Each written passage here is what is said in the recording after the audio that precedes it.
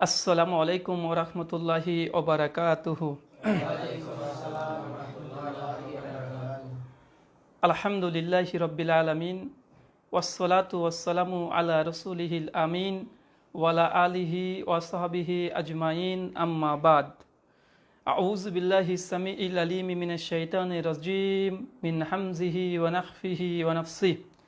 বিসমিল্লাহির রহমানির রহিম।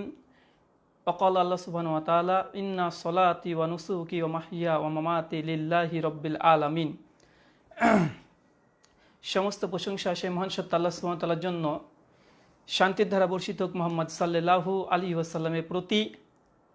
যাই হোক, আজকে 4 আগস্ট 2019, এখন ইন্ডিয়ান সময় 4:41।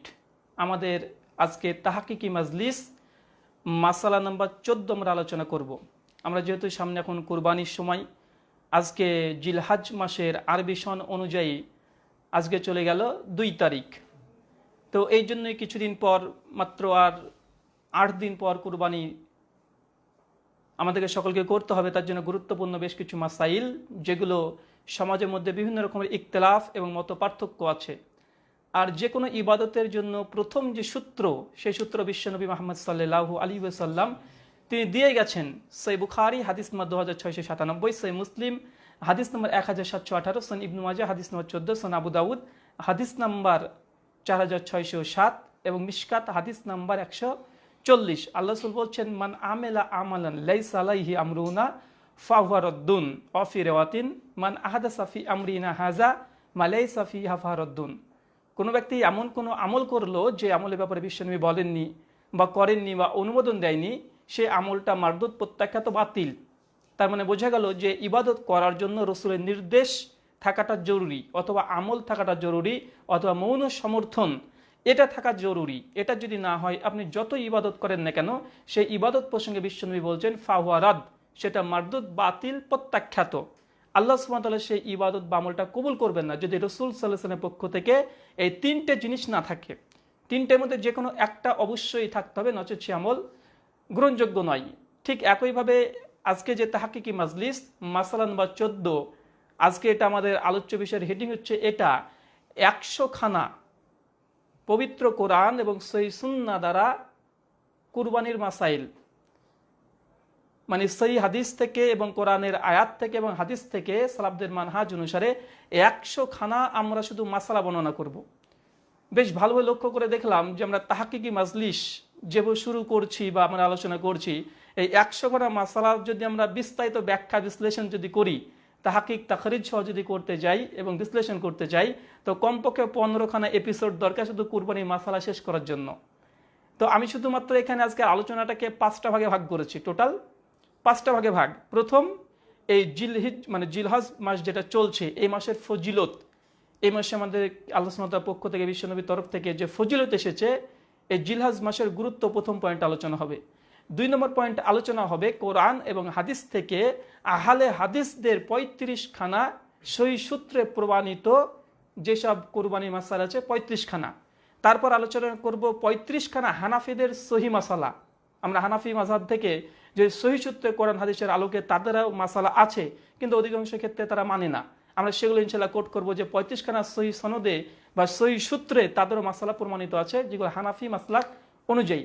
আর 3-4 নম্বর আলোচনা করব যে আহলে হাদিস এবং হানাফি মাযহাবের মধ্যে, মানে 4 নম্বর আলোচনা হবে হানাফি মাযহাবের 15 খানা মাসালা আমি এমন বেছেছি যেগুলো কোরআন হাদিস দ্বারা প্রমাণিত নয়, বা কিছু কিছু হাদিস আছে যায়িফ, কিছু কিছু হাদিস আছে জাল, আর কিছুবার হাদিসই নাই, এমনি তারা আমল করছে, এরকম 15 খানা।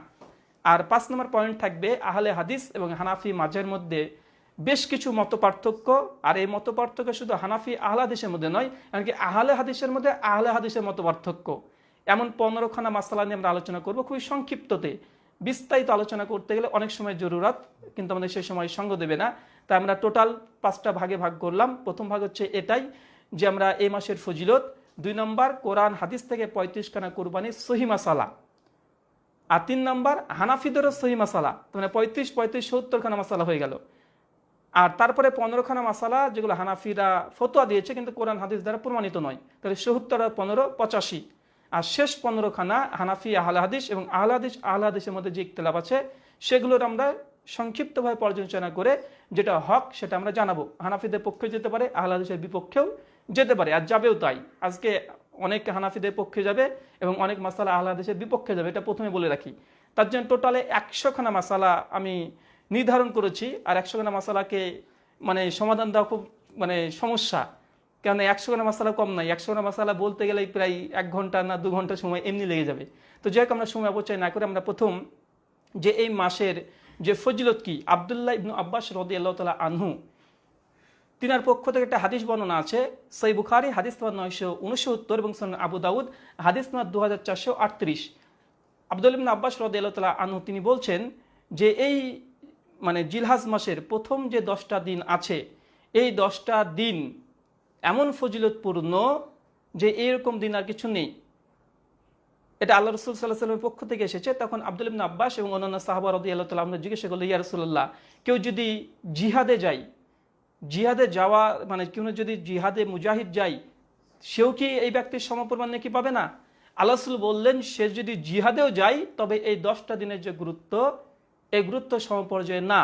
তবে আল্লাহ রাসূল তবে বলেই বা কিন্তু বলে তিনি বলছেন যে সেই মুজাহিদ যে যুদ্ধ করতে চলে গেছে, জিহাদের ময়দানে চলে গেছে, কিন্তু আর ফিরে আসেনি, শুধুমাত্র এই ব্যক্তিটাই এমন একজন ব্যক্তি সঙ্গে তুলনা করা যায়।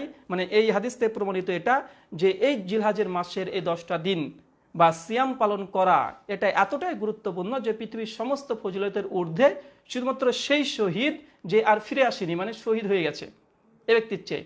সে বুখারীর হাদিস। আরেকটা আছে আবি কাতাদা রাদিয়াল্লাহু তাআলা আনহু সূত্রে হাদিসটা বর্ণনা আছে, সহিহ মুসলিম 1162 এবং সুনান আবু দাউদ হাদিস নম্বর 2425, যে এই জিলহাজ মাসে কেউ যদি 9 তারিখে একটা সিয়াম পালন করে, কেউ যদি 9 তারিখে একটা সিয়াম পালন করে, তাহলে এই সিয়াম বা এই রোজার ফজিলত হচ্ছে এটা যে আগেকার 1 বছর আর পরের 1 বছর, মানে আজ থেকে পূর্বের 1 বছর আর পরবর্তী 1 বছর, এই 2 বছরের গুনাহকে আল্লাহ সুবহানাহু ওয়া তাআলা কাফরা হিসাবে বিবেচনা করে থাকেন।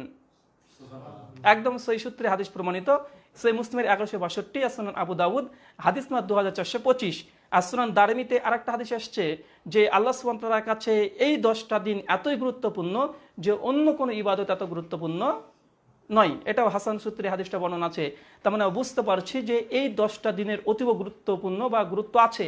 তার জন্য অবশ্যই আমাদেরকে কমপক্ষে 9 তারিখে একটা সিয়াম পালন করতে হবে। আর অন্য বর্ণনা আসছে, সেই মুসলিমের বর্ণনা, আল্লাহ রাসূল এই জিলহাজ মাসের তিনি অধিকাংশ 9 তারিখ পর্যন্ত তিনি সিয়াম পালন করতেন। তাই আমরা 9 তারিখ পর্যন্ত সিয়াম পালন করার চেষ্টা করব। আর যদি না পারি অবশ্যই আমাদেরকে ওই ঈদের আগের দিন মানে 9 জিলহাজ এই তারিখের রোজাটা আমাদেরকে অবশ্যই করাটা উচিত। আর 2 নম্বর যে বিষয়, যে যেহেতু জিলহাজের সঙ্গে সম্পর্ক হজ এবং কুরবানি, তাই আমাদের কুরবানির ঈদের সংক্ষিপ্তভাবে জানা উচিত। আমরা অনেকে মনে করি যে কুরবানি মনে হয় আমাদের থেকে শুরু অথবা ইব্রাহিম আলাইহিস সালাম থেকে শুরু, কিন্তু এই ধারণা ভুল। সূরা হাজের 22 নম্বর সূরা 34 নম্বর আয়াতে আল্লাহ সুবহানাহু ওয়া তাআলা প্রত্যেকটা উম্মতের জন্য তিনি কুরবানি বিধান একটা দিয়েছিলেন।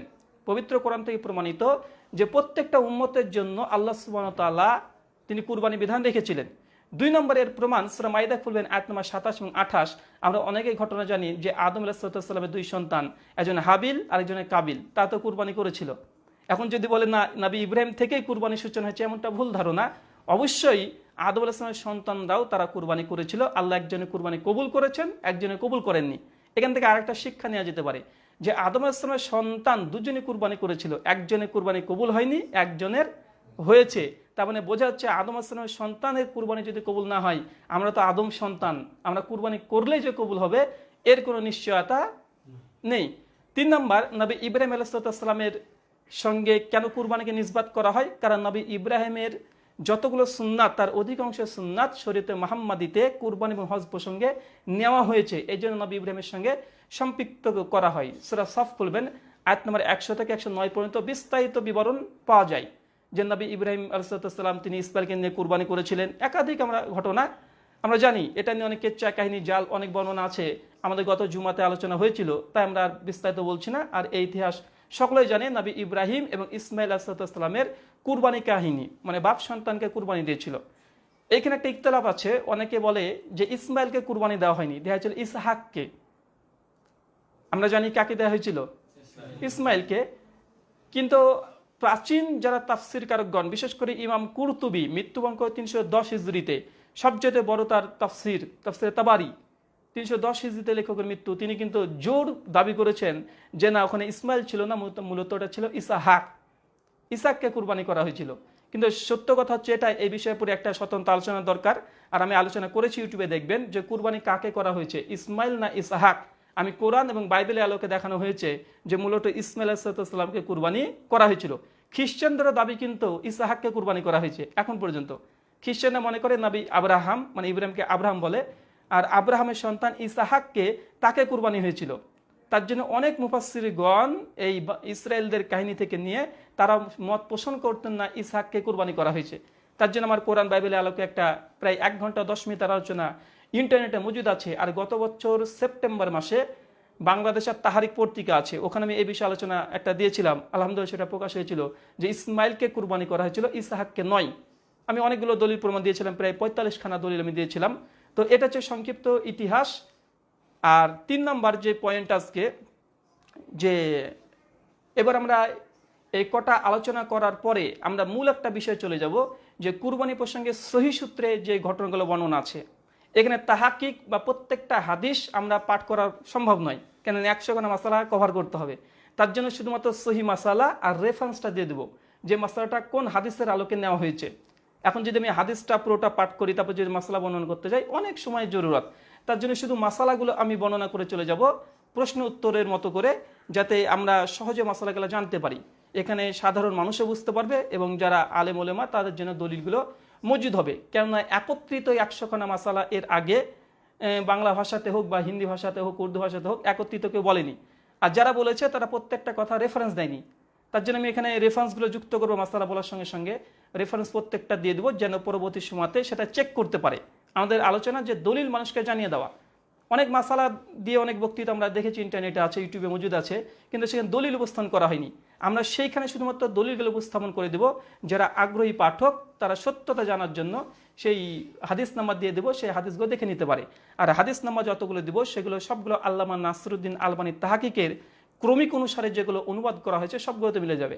শেখ শোয়েব আরনাউত রাহিমাহুল্লাহ তারও যেই অনুবাদ আছে, তার মূল যে আরবি নুসখা আছে সেখানে মিলে যাবে। হাফেজ জুবার আলী জাই রাহিমাহুল্লাহ তার নুসখার সঙ্গে মিলে যাবে। বিশেষ করে 6টা কিতাব, বুখারী, মুসলিম, আবু দাউদ, তিরমিজি, ইবনে মাজাহ, নাসাই আর মিশকাত। আর এই 7খানা কিতাব ব্যতীত যেগুলো রেফারেন্স দেবো সবগুলো মাকতাবায়ে শামিলা থেকে আপনারা সার্চ করে দেখে নিতে পারেন, প্রত্যেকটা মিলে যাবে। প্রথম মাসালা 1, যেটা কোরআন এবং হাদিস থেকে সহিহ সূত্রে প্রমাণিত। কোরআন এবং সহিহ সূত্রে থেকে সহিহ মাসালা। প্রথম মাসালা হচ্ছে এটা, মৃত ব্যক্তির নামে কুরবানি করা যাবে কি যাবে না। এই বিষয়ে উত্তর হচ্ছে মৃত ব্যক্তির পক্ষ থেকে কুরবানি করা বৈধ নয়। তবে এখানে ওলেমারা 3টে ভাগে ভাগ করেছে। 1, ধরুন আমি মৃত্যুবরণ এখনো করিনি, তো মৃত্যুবরণ করার আগেই আমার ছেলে মেয়েকে বলেছিলাম যে আমি যদি মারা যাই কুরবানি তুমি দিবে। এমন যদি আমি নসিহত করে যাই, দেখি মরে গেছি, সেক্ষেত্রে আমার সন্তানদেরকে কুরবানি দেওয়াটা ওয়াজিব, দিতে হবে। 2 নম্বর, যে আপনার পিতামাতা মারা গেছে, আপনি কুরবানি দিচ্ছেন, তো আপনি যখন কুরবানি দিচ্ছেন নিয়ত করে নেবেন যে আল্লাহ সুবহানাহু ওয়া তাআলা যে কুরবানিটা দিচ্ছি এটা যেন আমার পিতা বা মাতা যে মারা গেছে তার পক্ষ থেকে হয়ে যায়, এটা নিয়ত, জাস্ট, অন্য কিছু না। আর 3 নম্বর, খাসভাবে বাপ মা মারা গেছে, প্রতিবেশী মারা গেছে, তাকে নির্দিষ্ট করে একটা খাসি কুরবানি দেওয়া বা একটা ভাগ নিয়ে সেটা তার নামে দিয়ে দেওয়া, এটা সহিহ সূত্রে প্রমাণিত নয়।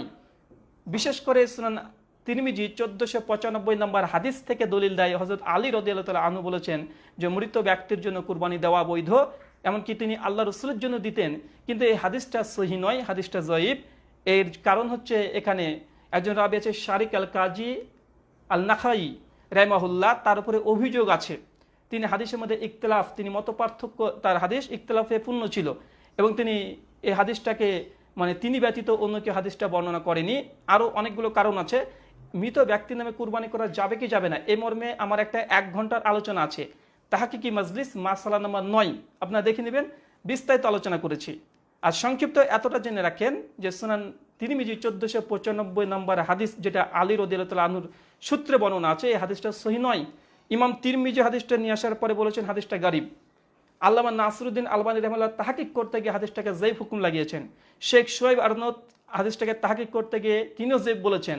হাফেজ জুবাইর আলী জাই তিনিও জেব বলেছেন, ইমাম জাহাবি রাহিমাহুল্লাহ তিনিও জেব বলেছেন। তো মুহাদ্দিসের পুরো জামাতি হাদিসটাকে জেব বলেছে।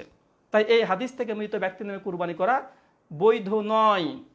তারপরেও কোনো ব্যক্তি যদি কুরবানি করতে চায়, এখানে কুরবানি তো ওটা কুরবানির মধ্যে হবে না, এমনি যদি কোনো পশুকে জবাই করতে চায় তো সেই পশুটাকে জবাই করতে পারে মৃত ব্যক্তির জন্য, কিন্তু ওই মাংস নিজে ভক্ষণ করতে পারবে না, ওটা সাদকা, ফকির মিসকিনকে খাওয়াতে হবে। কথা ক্লিয়ার? তারপরে যদি সে পশু জবাই করতে চায় তাহলে সেই জবাইকৃত পশুর মাংস কিছু ভোগ করতে পারবে না, চামড়া ভুঁড়ি মাংস কিছু না, সম্পূর্ণ সাদকা। আর সাদকা তো মানে যেমন তোমার খেতে পারবে না, কাদের হক?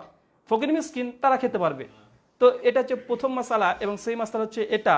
দুই, যে এই জিলহাজ মাস উঠে গেলে মানে যদি চলে আসে, চুল নখ এবং যত জায়গাকার চুল আছে গুপ্তাঙ্গের চুল এগুলো কাটা যাবে না, এই চুলগুলো কাটা যাবে না। সহিহ মুসলিমের 1565 নম্বর হাদিস এবং 1459 নম্বর হাদিসে স্পষ্টভাবে বর্ণনা করা আছে আল্লাহ রাসূল মুহাম্মদ সাল্লাল্লাহু আলাইহি ওয়াসাল্লামের পক্ষ থেকে, আসলে যে কোনো ব্যক্তি যদি এই কুরবানি করার ইচ্ছে পোষণ করে সে ব্যক্তি যেন তার চুল এবং নখ এগুলোর জন্য না কাটে, স্পষ্ট যে কাটা যাবে না।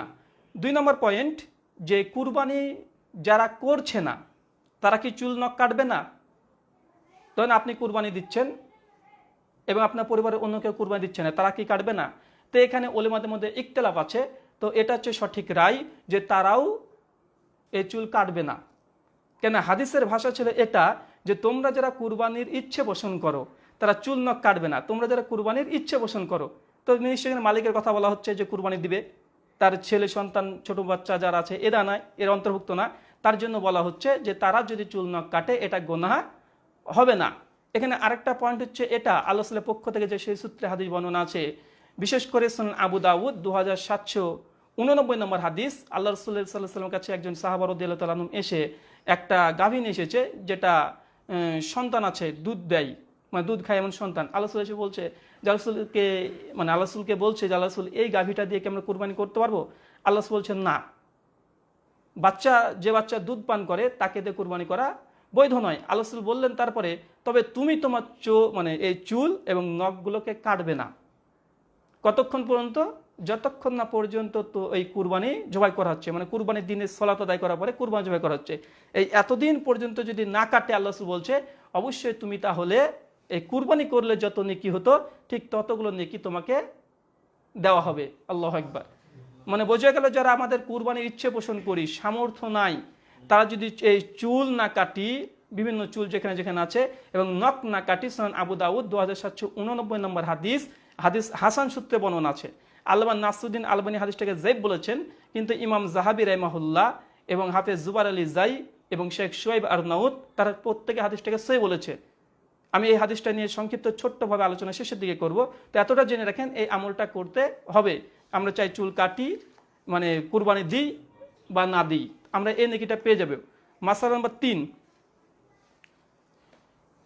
ধরেন আপনি একটা ছাগল কুরবানি করেছেন, একটা ছাগল আপনি মানে কুরবানি করেছেন, এখন কি আপনার পরিবারে আছে 5 জন ছেলে আছে, আপনার স্ত্রী আছে, টোটাল 6 জন, আর আপনাকে দিয়ে 7 জন।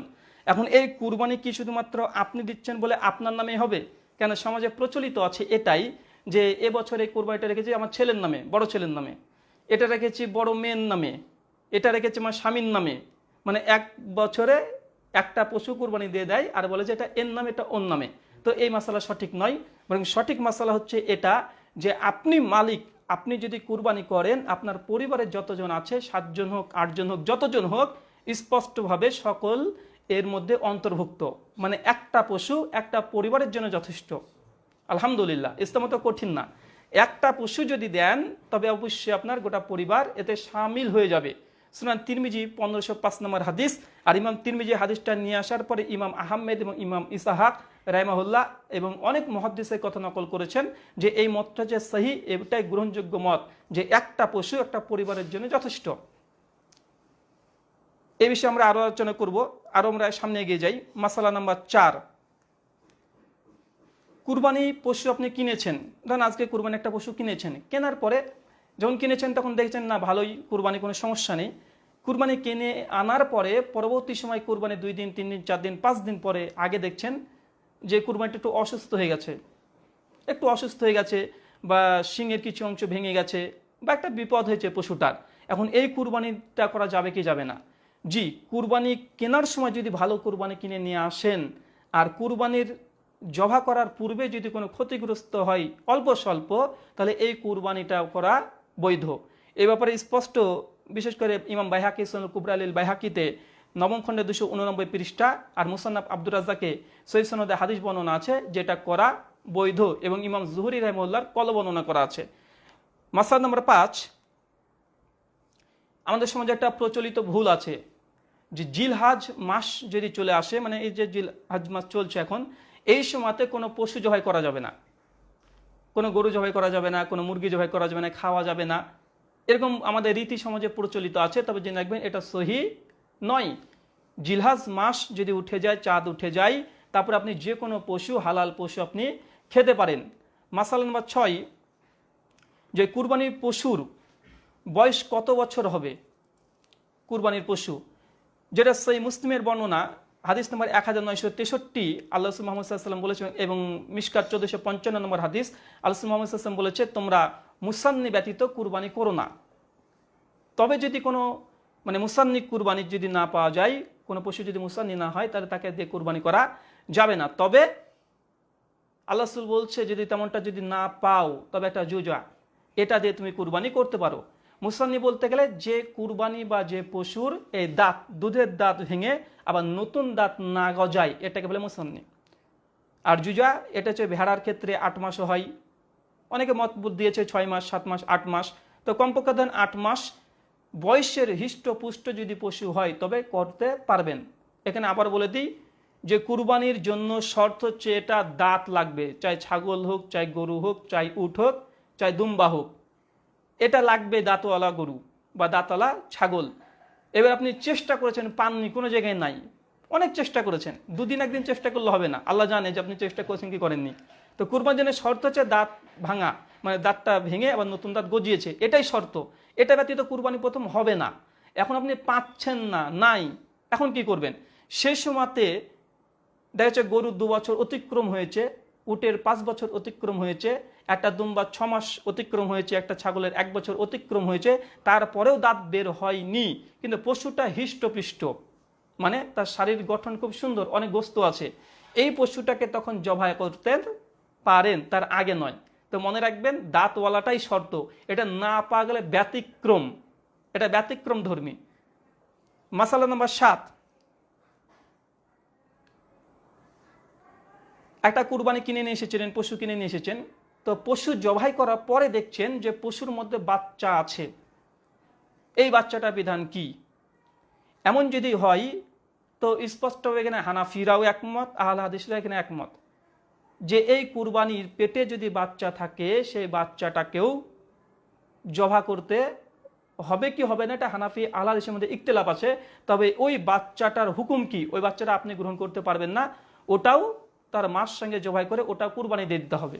কেন? ওটা কুরবানির পশু কিনেছিলেন, তার পেটে বাচ্চা থাকলে ওটাও কুরবানি, ওটা আপনি নিজের জন্য ব্যবহার করতে পারবেন না। তবে হানাফিদের ফতোয়া, যেটা এর আগে আমরা শুনিয়েছি, যে হানাফিরা বলেছে যে মায়ের পেট থেকে যদি বাচ্চা বের হয়, তাহলে বাচ্চাটাকে আবার পুনর্বার জবাই করতে হবে। কিন্তু সুনান আবু দাউদের 2828 নম্বর হাদিস, আল্লাহ রাসূল স্পষ্টভাবে বলে দিয়েছেন যে মায়ের জবাই বাচ্চার জবাই সমান হয়ে যায়, মানে মাকে যে জবাই করে ফেলেন, বাচ্চাকে জবাই করার জরুরত নেই। কিন্তু হানাফিদের এই মাসালাই ভুল আছে, তারা বলছে না, বাচ্চাটাকে জবাই করতে হবে, কিন্তু মানে এর বিপক্ষে সহিহ সনদে হাদিস বর্ণনা আছে। মাসালা নম্বর 8, কুরবানি পশুর গলাতে আমরা দেখি লাল বা সাদা বিভিন্ন ডোর দেওয়া থাকে, এটা বৈধ কি বৈধ নয়? আমাদের আহলে হাদিসের মধ্যে এখানে কিছু কিছু ব্যক্তিদের বাড়াবাড়ি আছে, তারা বলে অনেক সময় যে না, যাবে না, কিন্তু এই মর্মে সহিহ বুখারী মুসলিমের হাদিস বর্ণনা আছে। সহিহ বুখারীতে 1700 নম্বর হাদিস আছে আম্মা জান আয়েশা রাদিয়াল্লাহু তাআলা আনহা সূত্রে, এবং আবু দাউদ 4031, মিশকাত হাদিস নম্বর 4347, যে স্পষ্টভাবে যে কুরবানি আছে তাকে চিহ্নিতকরণ করা, তার জন্য কিলাদা, এই কিলাদা, গলাতে কিলাদা মানে কোনো একটা রশ্মি বেঁধে দেওয়া, তাকে চিহ্নিতকরণ করা, এটা সম্পূর্ণ সুন্নাহ দ্বারা প্রমাণিত, সহিহ বুখারী মুসলিমের একাধিক হাদিস দ্বারা প্রমাণিত। আমরা জাস্ট একটা হাদিস শোনালাম। মাসালা নম্বর 9, 6 মাসের ভেড়া কুরবানি করা যাবে কি যাবে না? আমরা এর আগে বলেছি যে 6 মাসের সেই সময়তে এগুলো বৈধ, যখন দেখছেন আর নাই সেই সময়তে 10 নম্বর মাসালা, খাসি কুরবানি করা যাবে কি যাবে না। কেন আমাদের সমাজে বিশেষ করে আহলে কোরআন যারা আছে, যারা বলে কোরআন মানি হাদিস মানি না, এদের দাবি যে খাসি করা যাবে না, খাসি কুরবানিতে কুরবানি হবে না। কেন? কোরআনের আয়াত আছে সূরা রুমের, যে আল্লাহ সুবহানাহু ওয়া তাআলার মানে যেগুলো পাঠিয়েছে সেগুলো বিকৃতি করো না, মানে অঙ্গকে ছেদ করা যাবে না। তার জন্য যেহেতু খাসিকে খাসি করে দেওয়া হয়, তার জন্য ওদের দাবি যে না করা যাবে না। কিন্তু আল্লাহ রাসূল মুহাম্মদ সাল্লাল্লাহু আলাইহি ওয়াসাল্লাম নিজেই তিনি খাসি কুরবানি করেছেন। সুনান ইবনু মাজাহ হাদিস নাম্বার 3122, আল্লাহ রাসূল নিজেই খাসি কুরবানি করেছেন, দুম্মা কুরবানি করেছেন। তাই অবশ্যই খাসি দিয়ে কুরবানি করা যাবে। আর এটা আহলে সুন্নাহ হানাফি, শাফি, মালিকি, হাম্বলি সকলেই একমত, খাসি দিয়ে কুরবানি করা জায়েজ। মাসালা নম্বর 11,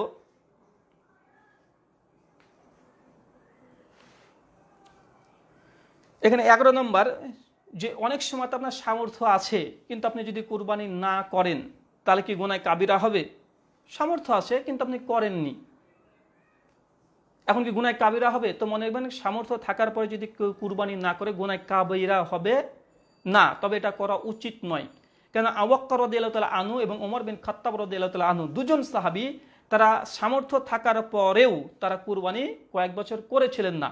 যে সুনান কুবরা লিল বাইহাকি হাদিস নাম্বার 19506 সহিহ সনদে হাদিসটা বর্ণনা আছে। আল্লামা নাসিরুদ্দিন আলবানী এবং হাফেজ জুবাইর আলী জাই রাহিমাহুল্লাহ দুজন মুহাদ্দিস হাদিসটাকে হাসান সহিহ বলেছে। তাই সামর্থ্য থাকার পরে যদি কুরবানি না করে গুনাহ কাবিরা হবে না। তবে ফুকাহাদের মত যে সামর্থ্য থাকার পরে কুরবানি তাকে করতে হবে, যে না করে তবে গুনাহ হবে, তবে কাবিরা গুনার অন্তর্ভুক্ত না, গুনাহ হবে। কেন? আল্লাহ রাসূল একটা হাদিস স্পষ্ট আছে সুনান ইবনু মাজাতে, যাদের সামর্থ্য আছে কিন্তু কুরবানি করলো না, সেই জন্য আমার মুসাল্লাই না আসে। যদি হাদিসটার মধ্যে কিছুটা দুর্বলতা আছে, তবে হাদিসের মান হাসান, হাদিসটা হাসান মানে সহিহ।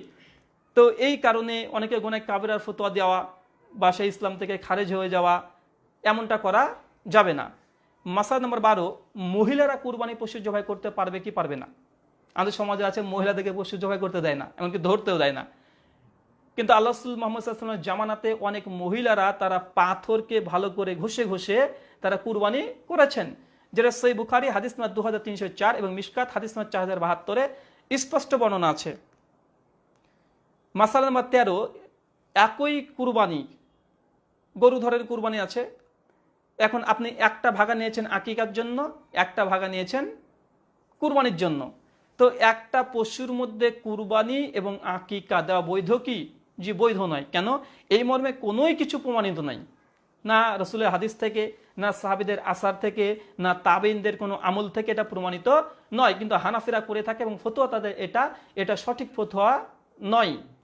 মাসালা নম্বর 14, আমাদের সমাজে প্রচলিত আছে যে কিয়ামতের মাঠে কুরবানির যতগুলো আমরা কুরবানি যে দিচ্ছি তার পশম লোম যতগুলো আছে ততগুলোই নেকি হবে, এরকম আমাদের সমাজে বর্ণনা আছে। তবে এই কথা সহিহ নয়। কেননা এটা যে মানে সুনান ইবনু মাজাহ এবং মিশকাতে হাদিসটা এসেছে, মিশকাত 1470 নম্বর হাদিস, ইবনু মাজাহর হাদিস। কিন্তু এই হাদিসটা আল্লামা নাসিরুদ্দিন আলবানী, হাফেজ জুবাইর আলী জাই, শেখ শুআইব আরনাউত এবং সালাফদের মধ্যে অনেক বিদ্বানগণ হাদিসটাকে জয়ীফ ঘোষণা করেছে, তাই এই হাদিসটা সহিহ নয়। আরেকটা আছে, মানে কুরবানি, এক কথা মনে রাখবেন, কুরবানি প্রসঙ্গে যতগুলো ফজিলত বর্ণনা করা হয়েছে একটা হাদিসে সহিহ নয়। কুরবানি ফজিলত প্রসঙ্গে যে পশুর যত লোম তত নেকি পাওয়া যাবে, বা কিয়ামতের মাঠে ওই পশুর মানে শরীর মানে তার মাংসর টুকরা এগুলো নিয়ে উঠবে, পরপর ইবনু মাজাতে যে কয়েকটা হাদিস এসেছে একটা হাদিসও সহিহ নয়। মাসালা নম্বর 16, জিলহাজ মাসের চাঁদ দেখা গেলে আমরা কবে থেকে তাকবীর পাঠ করব? কবে থেকে? তো সহিহ বুখারীতে যেটা আছে, সহিহ বুখারী, ইমাম বুখারী একটা অনুচ্ছেদ রচনা করেছেন হাদিস নাম্বার 969-এর অধীনে, যে জিলহাজ মাসের যখন চাঁদ দেখতে পেলাম, আমরা কালকে দেখেছি, ওই তখন থেকে শুরু করে আইমে তাশরিক মানে ঈদের 3 দিন পর্যন্ত, 3 দিন পর্যন্ত তাকবীর দিতে হবে। তবে সহিহ সনদে অনেকগুলো হাদিস বর্ণনা আছে। সুনান কুবরা লিল বাইহাকি হাদিস নাম্বার 6349, যে ঈদের মানে ঈদের যেই দিন ঈদের দিন সেই দিন ফজর থেকে শুরু করে ওই 3 দিন পর্যন্ত, ঈদের 3 দিন পর্যন্ত, এটা সহিহ সূত্রে প্রমাণিত। তবে বিভিন্ন সাহাবীদের আমল এটা প্রমাণিত, আর ইমাম বুখারী রাহিমাহুল্লাহ এটাকে প্রাধান্য দিয়েছেন যে জিলহাজ মাসের চাঁদ দেখা গেলে তখন থেকে আমাদেরকে এই তাকবীর ধ্বনিটা পাঠ করতে হবে। তাকবীর ধ্বনিটা কি? প্রশ্ন নম্বর 17, যে তাকবীর ধ্বনিটা কি, আমরা কি বলে তাকবীর দেব? বিভিন্ন সনদে বিভিন্ন হাদিস বর্ণনা আছে, কমপক্ষে 3টে সহিহ সনদে তাকবীর প্রমাণিত আছে। তবে আমরা সমাজে যেটা প্রচলিত আছে এবং আমরা জানি, আমরা সেটাই পাঠ করবো ইনশাআল্লাহ। আর যারা অতিরিক্ত জানেন তারা পাঠ করবেন। তাকবীর ধ্বনিটা হচ্ছে আল্লাহু আকবার, আল্লাহু আকবার, লা ইলাহা ইল্লাল্লাহ, আল্লাহু আকবার, আল্লাহু আকবার, ওয়া লিল্লাহিল হামদ। এটা আমরা পড়ে থাকি, এটাই পড়বেন। এটা মুসান্নাফ ইবনে আবি শাইবা, হাদিস নাম্বার 5697, দ্বিতীয় খণ্ডের 73 পৃষ্ঠা। আল্লামা নাসরুদ্দিন আলবানী এবং হাফেজ জুবার আলী জাই, শেখ শোয়েব আরনাউত রাহিমাহুল্লাহ, তারা হাদিসটাকে হাসান বলেছে। তাই এই দোয়াটা আমরা অবশ্যই পাঠ করব, তাকবীর দেব। কখন থেকে? মানে কাল থেকে শুরু হয়ে গেছে। এখন কেউ যদি চাই না ঈদের দিন বা জিলহজ মাসের 9 তারিখের পরে, এটাও প্রমাণিত। তবে আমরা আগে থেকে তাকবীর তো পাঠ করা এমনি নেকির কাজ, আর যেহেতু হাদিস আছে আমরা আমল করব, কেন আল্লাহ তাকবীর আছে এখানে। মাসলা নম্বর 18, কুরবানির পশু ঈদগাহাতে জবাই করা যাবে কি যাবে না, বা বাড়িতে জবাই করা যাবে কি যাবে না? জি, কুরবানির পশু যদি চান ঈদগাহাতেও জবাই করতে পারেন, যদি চান বাড়িতেও জবাই করতে পারেন। কুরবানি পশু ঈদগাহতে জবাই করা বৈধ এবং বাড়িতে জবাই করা বৈধ। হাদিস সহিহ বুখারী 5552 এবং মিশকাত হাদিস নম্বর 1457 এবং সহিহ মুসলিম হাদিস নম্বর 1960 এবং হাদিস নম্বর 472। বাড়িতেও আপনি জবাই করতে পারবেন, ঈদগাহতে যদি নিয়ে যান এটাও বৈধ। মাসলা নম্বর 18, যে কুরবানি গোস্ত কয় ভাগে ভাগ করবেন? কুরবানি মাংস, বিশেষ করে আমাদের সমাজে অনেকে কথা বলে থাকে আল হাদিসের মধ্যে যে কুরবানি 3টে ভাগ করা দরকার নেই। তবে আব্দুল ইবনে আব্বাস এবং আব্দুল্লাহ ইবনু মাসউদ রাদিয়াল্লাহু তাআলা আনহু থেকে মুসান্নাফ ইবনে আবি শাইবাতে সহিহ সনদে বর্ণনা আছে যে তারা কিন্তু 3টে ভাগে ভাগ করতেন, 3টে ভাগে ভাগ করতেন। তাই 3টে ভাগে ভাগ করা এটা সম্পূর্ণ বৈধ। আর সূরা হাজের 36 নম্বর আয়াত থেকে অনেক মুফাসসিরগণ, অনেক মুহাদ্দিসগণ তারা দলিল নিয়েছেন যে না, অবশ্যই কুরবানি মাংস 3টে ভাগে ভাগ করা এটা সম্পূর্ণরূপে বৈধ, এখানে কোনো অবৈধতার কোনো কাজ নেই। প্রশ্ন নম্বর 20, কুরবানির টাকা বন্টন করা যাবে কি যাবে না? এবং কুরবানির টাকা মানে কুরবানি পশুর যে চামড়া আছে, চামড়াটা টাকা কি করবেন? চামড়া বিক্রয় করতে পারবেন কি পারবেন না? এ বিষয়ে অনেক ইখতিলাফ আছে, এ বিষয়ে স্বতন্ত্র একটা বক্তৃতার জরুরত। কুরবানির পশুর চামড়ার বিধান এতটাই যে চামড়াটা আপনি নিজেও ব্যবহার করতে পারেন, চাইলে আপনি সেটা মিসকিনকে দিয়ে দিতে পারেন। তবে বিশেষ করে বাংলাদেশের আত-তাহরিক ফতোয়া এবং আহলে হাদিসের মধ্যে অধিকাংশদের এই ফতোয়া দিয়ে রেখেছে যে কুরবানির এই চামড়াটা সূরা তাওবা 60 নম্বর আয়াতে যে ভাগ করা আছে, জাকাতের মাল যাদেরকে মানে দেওয়া জায়েজ, তাদের খাতে ভাগ করার কথা তারা বলেছে। তার মানে ফি সাবিলিল্লাহ, আল্লাহর রাস্তাতে দেওয়া, মানে মাদ্রাসাতে দেওয়া। কিন্তু এর পক্ষে কোনো সহিহ সূত্রে কোনো হাদিস বর্ণনা নেই। তাই বিশেষ করে আহলে হাদিসের যে এই ফতোয়া, এর পক্ষে কোনো হাদিস কোনো কিছু প্রমাণিত নাই। তাই শুধুমাত্র এতটাই, কুরবানির সেই চামড়াটা আপনি নিজেও ব্যবহার করতে পারেন সম্পূর্ণ, অথবা সম্পূর্ণটা আপনি মিসকিনকে দিয়ে দিতে পারেন। তবে ওটা বিক্রি করে আপনি ওই 8টা ভাগে ভাগ করবেন, এই মর্মে কোনো সহিহ সূত্রে কোনো হাদিস প্রমাণিত নাই। মাসলা নম্বর 11, কুরবানির পশু পাড়ার মৌলভী সাহেব বা অন্য কোনো মানুষ আপনার কুরবানি অন্যকে জবাই করতে পারবে কি পারবে না? জি, পারবে। সুনান ইবনু মাজাহ হাদিস নম্বর 2571 সেই সনদে বর্ণনা আছে যে কুরবানি মানে নিজের কুরবানি নিজে জবাই করা বৈধ, তবে অন্যদেরকে দিয়েও কুরবানি জবাই করাটা জায়েজ। সুনান নাসাই হাদিস নম্বর 4431, অবশ্যই আপনি করতে পারেন নিজে জবাই করা, এটাই উত্তম। তারপরে অন্য কেউ আলেম ওলেমা যদি থাকে, পরেজগার মুত্তাকি ব্যক্তি থাকে, তাদেরকে দিয়ে জবাই করে নিতে পারেন। অনেকে দেখা যায় কুরবানি নিজে জবাই করতে পারে না, ভয় পায় বা কোনোদিন করেনি, অভ্যস্ত নাই। তাই যে এ বিষয়ে এক্সপার্ট তাকে দিয়ে করে নিতে অবশ্যই পারবেন। কুরবানি করার সময় কি দোয়া পড়বেন? মাসলা নাম্বার 22, যে কুরবানি করার সময় কি দোয়া? কিচ্ছু নেই, শুধুমাত্র বিসমিল্লাহি আল্লাহু আকবার এতটা বললেই আপনার কুরবানি জবাই করা হয়ে গেল। এরপর অনেকগুলো দোয়া আছে, তবে কুরবানির পশুকে হালালভাবে জবাই করার জন্য বিসমিল্লাহি আল্লাহু আকবার এতটাই যথেষ্ট। সহিহ মুসলিম হাদিস নম্বর 1967, একদম সহিহ মুসলিমের হাদিস, স্পষ্ট প্রমাণিত। 23 নম্বর পয়েন্ট, যে কয়দিন পর্যন্ত কুরবানি করা যায়, কয়দিন? এই বিষয়ে আমি শেষ আলোচনা করবো, এটা ইখতিলাফ আছে। এবং আহলে হাদিসদের ফতোয়া যে কুরবানি 10 তারিখ, 11 তারিখ, 12 তারিখ, 13 তারিখ পর্যন্ত করা যায়। কিন্তু আমি তাহকিক করে যেটা দেখছি যে না, 13 তারিখের কথাটা সহিহ হাদিস দ্বারা প্রমাণিত নয়, বরং 10, 11, 12 এই 3 দিন। আহলে হাদিসের ফতোয়া আছে 4 দিন। তো এখানে আমি আহলে হাদিসের যে প্রচলিত ফতোয়া আছে, এই হাদিসটা জয়ীফ। মুসনাদ আহমদ থেকে সকলে দলিল দিয়েছে দেখলাম, কিন্তু এই হাদিসটা জয়ীফ, এটা মুরসাল। আমরা পরবর্তী সময়তে ইনশাআল্লাহ এটা আলোচনা করব। তাই মনে রাখবেন, কুরবানি করার তথা নাহারের দিন 10 তারিখ, 11 তারিখ, 12 তারিখ। এবং এটা হানাফিদের মাসালা, এটা সহি মাসালা, হানাফিরা এই মাসালাতে সহি। কিন্তু আহলে হাদিস আমাদের যারা আছে দেখছি আমরা, তাদের এই মাসালাটা সহি হাদিস দ্বারা প্রমাণিত নয়। মাসালা নাম্বার 24, মাসালা নাম্বার 25, কুরবানির দিনেই যদি আকিকার দিন পড়ে যায়, এক্ষেত্রে কি কুরবানির দিনে আকিকা দিতে পারবেন? অনেকে মনে করে যে কুরবানির চাঁদ উঠে গেলে আর আকিকা হয় না, বা অনেক রকম বিভ্রান্তি আছে। তবে মনে রাখবেন, কুরবানির দিনে যদি আকিকার দিন পড়ে যায়, মানে সপ্তম দিন, তিরমিজিতে আছে 1521 বা 23 নম্বর হাদিস, আল্লাহ রাসূল বলছেন সন্তানের জন্য 7 দিনকার দিন আকিকা দিতে। এখন দেখাচ্ছে আপনার কাপড় সেদিনকে সন্তান হয়েছে, আর কুরবানির দিনেই 7 দিন পড়ে গেল। এমন যদি ঘটে, আপনি কুরবানির দিনে আকিকা দিতে পারেন, তবে আকিকার জন্য গরু বা উট এটা দেওয়া সহি সূত্রে হাদিস দ্বারা প্রমাণিত নয়। মাসা নাম্বার 26, কুরবানির দিনে দুপুর পর্যন্ত না কিছু খেয়ে থাকা। আমাদের সমাজে দেখবেন অনেক মানুষ আছে যে কুরবানির দিন অনেক মানুষ আছে যতক্ষণ কুরবানি জবাই না করে ততক্ষণ খায় না। অনেকে বলে যে কুরবানির দিনে রোজা থাকতে হয়, এটা রোজা না। রোজার জন্য শর্ত কি?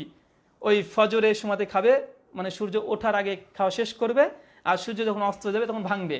কিন্তু কুরবানির দিনে রাসূলের সুন্নাত হচ্ছে, এটা সুনান তিরমিজি 542 নম্বর হাদিস এবং সুনান কুবরা লিল বাইহাকি হাদিস নাম্বার 3680, আল্লাহ রাসূল মুহাম্মদ সাল্লাল্লাহু আলাইহি ওয়াসাল্লাম কুরবানি পশু যতক্ষণ জবাই না করতেন ততক্ষণ তিনি খেতেন না।